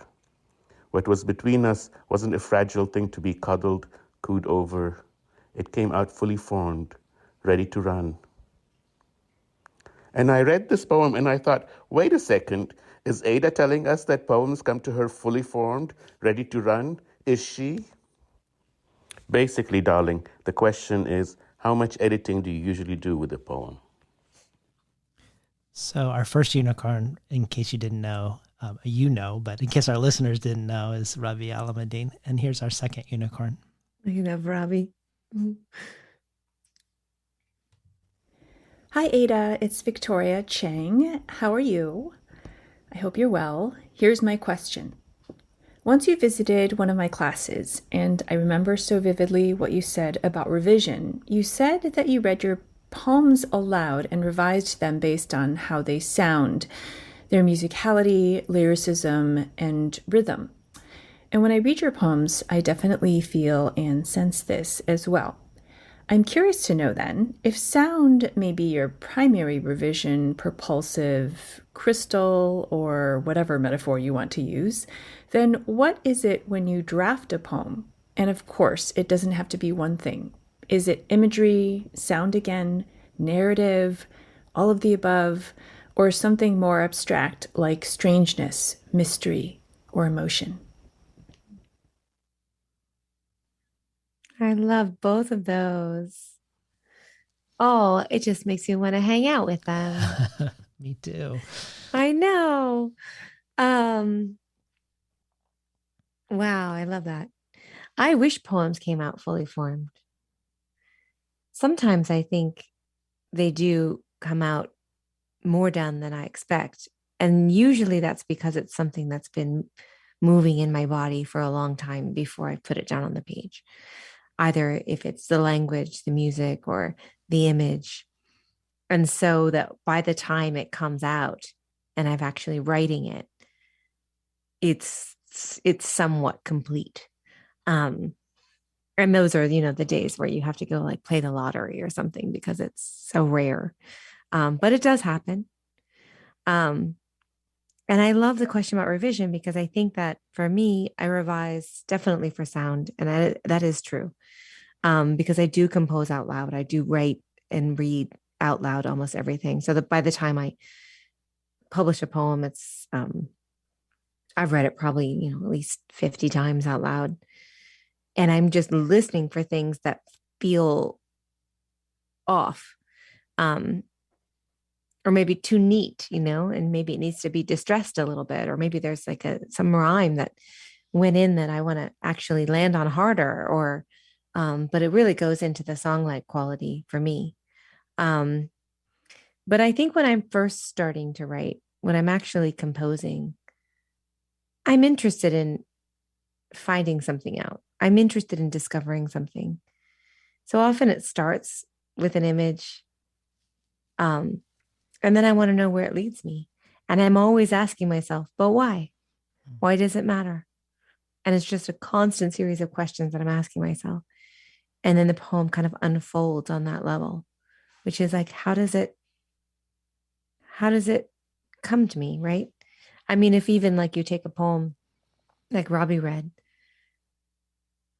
like it's that question of, I remember knowing really well that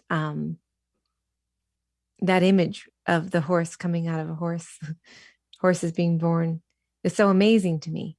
But I didn't know what to do with it. I really just thought I would start with that image and be like, that it's so bizarre. A horse just comes out of another horse. And then I thought, oh no, that's what it is. It is what comes out fully formed, what comes out. And it wasn't poems, of course, it was love. And it surprised me that that's where it went. So a lot of it is just asking myself, why is this image haunting me? What does it do? And it's that interrogation that will lead me to some sort of poem, hopefully, or maybe a draft, or maybe something that gets tossed in the trash. Well, as we start coming towards an end, I wanted to return to the beginning, where we began with you moving away from performance and obfuscation, and we returned to that notion. But this idea of writing towards what feels authentic to you, where you not only feel like you aren't hiding, but where you've said the result is the I in your poems is quote unquote really you. And I want to stay with this question of authenticity and language with you again. In that spirit, you've said that you're nostalgic for the days when it was fun to be clever. And as you've said in this conversation, you don't have that urge anymore. And when you were on the Poet Salon podcast, you talked about how you feel like play is a part of your life, but less and less part of your poetry. What's fun about, as I'm sure is probably true for you as a podcaster too, is having so many different poets on the show with totally different poetics. Because I think of other conversations with poets, with different poetics who don't put performativity and authenticity at odds, for instance, or prose writers who feel like fiction gets to truths that nonfiction can't get to for them, for instance, or the various ways one could relate to naming. Naming as violence, naming as maiming, naming as a scrim over the world that prevents communion, all of which I think you engage with as part of it. But on the other side of the ledger, Audre Lorde saying, poetry is the way we help give name to the nameless so it can be thought. Mm. Or even thinking back to Oswald and Keening or Forrest Gander, who talks of an anthropologist who told him that every human culture studied has three things: some sort of laws about incest, some sort of ritual regarding how we treat the dead, and poetry. And that poetry was often associated with shamanism and healing as well as visionary experience. Because I think of shamanism when I think of this notion of the I in a poem really being you. It makes me wonder if there's a way we can prepare ourselves to speak where what we did say would be speaking either a true self or speaking from the earth through oneself, where a word could be for us in the right circumstances, or maybe with the right preparation, the way a leaf or a piece of fruit would be for a tree, something that we produced and then somehow it like was a portal of authenticity or connection. But really I bring this all up because I'm curious about you as a gatekeeper and a curator via the podcast, because probably you and Padraig Otuma are the most high profile and far reaching curators in the audio format in the Anglophone world. And I know for sure you curate poets based on a wide range of of backgrounds, looking toward representation and diverse representation. But I was curious about, do you do this with poetics? Is it simply that you pick poems that you love, or will you pick clever poems or poems that mystify and obscure and perform? Yeah, what a wonderful question. Yeah, I do. I have been accused by all of my poet friends as being the person that likes all kinds of poetry. And in some ways, I think that they laugh at me because they're like, how is it that I mean, I can defend any poem. I really think I can, unless it does like outright harm. Yeah. And so I feel like when I read for the slowdown, I'm reading just sort of far and wide and just something that hits me. And sometimes I have no idea what the poem is about. Like am like, I don't know what this poem is doing, but I like it. And so I'll have to read it 20 times to figure out how I'm going to even introduce it. But I want to leave space for those poems.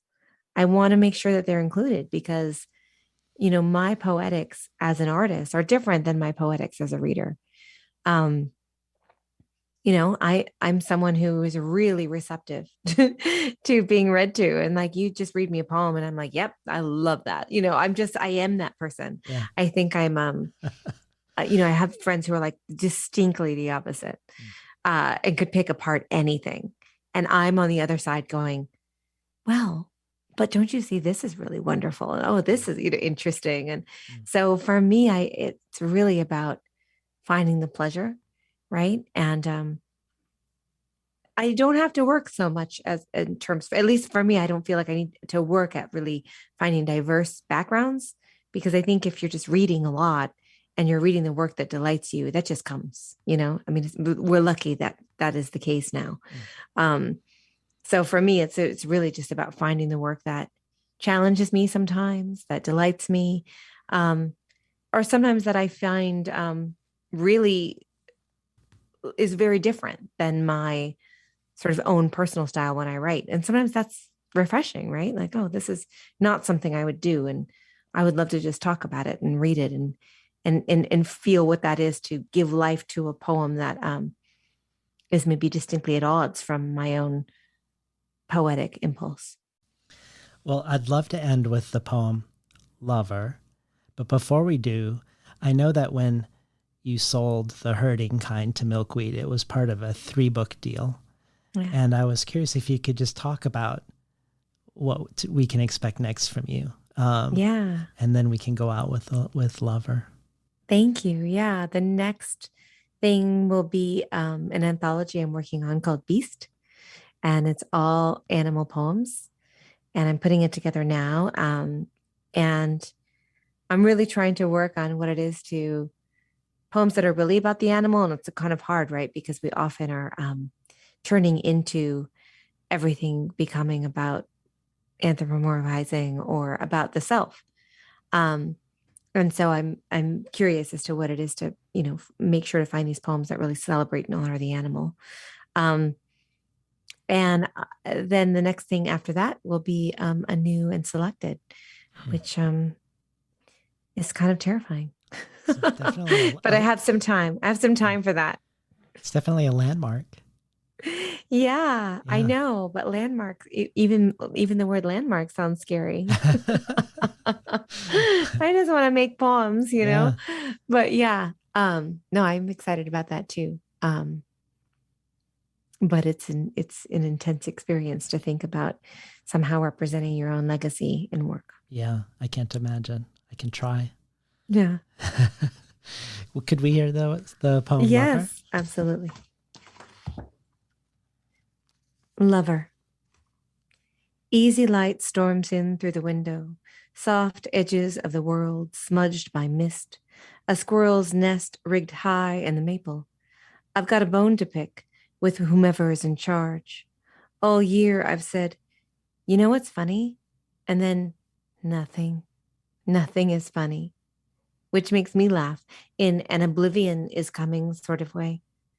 A friend writes the word lover in a note, and I'm strangely excited for the word lover to come back. Come back, lover. Come back to the 5 and dime. I could squeal with the idea of blissful release. Oh, lover. What a word. What a world. This gray waiting. In me, a need to nestle deep into the safekeeping of sky. I'm too used to nostalgia now. A sweet escape of age. Centuries of pleasure before us and after us. Still, right now, a softness like the worn fabric of a nightshirt. And what I do not say is, I trust the world to come back. Return like a word long forgotten and maligned for all its gross tenderness. A joke told in a sunbeam. The world walking in, ready to be ravaged, open for business. Thank you, Ada, for spending this time with me today. Thank you. It's been such a pleasure. We're talking today to the poet Ada Limón, the author of The Hurting Kind. You've been listening to Between the Covers. I'm David Naiman, your host.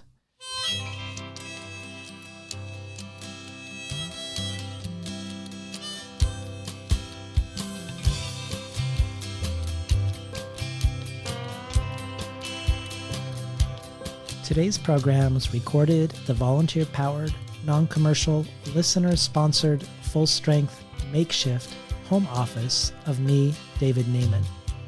You can find more of Ada Limón's work at adalimon.net and at slowdownshow.org. For the bonus audio archive, Ada contributes a reading of several poems by Alejandra Pizarnik, which joins contributions by everyone from Layli Long Soldier to Padre Gotuma to Jory Graham. If you enjoyed today's conversation, help ensure the future of conversations just like this by joining the community of Between the Covers listener supporters at patreon.com/betweenthecovers, where you can check out a wide variety of potential benefits, including the bonus audio, of doing so. Or if you prefer a one-time donation, you can do so by PayPal at tinhouse.com/support. I'd like to thank the Tin House team, Elizabeth DeMeo and Elisa Ogie in the book division, Jacob Valla in the art department, Becky Kramer in publicity, and Lance Cleland, the director of the summer and winter Tin House Writers Workshops. Finally, I'd like to thank Imre Lodbrog and Barbara Browning for creating the outro. Their album, Imre Lodbrog, A Sapatita Me, can be found on iTunes, and Barbara Browning's trove of ukulele covers can be found at soundcloud.com/Barbara Browning.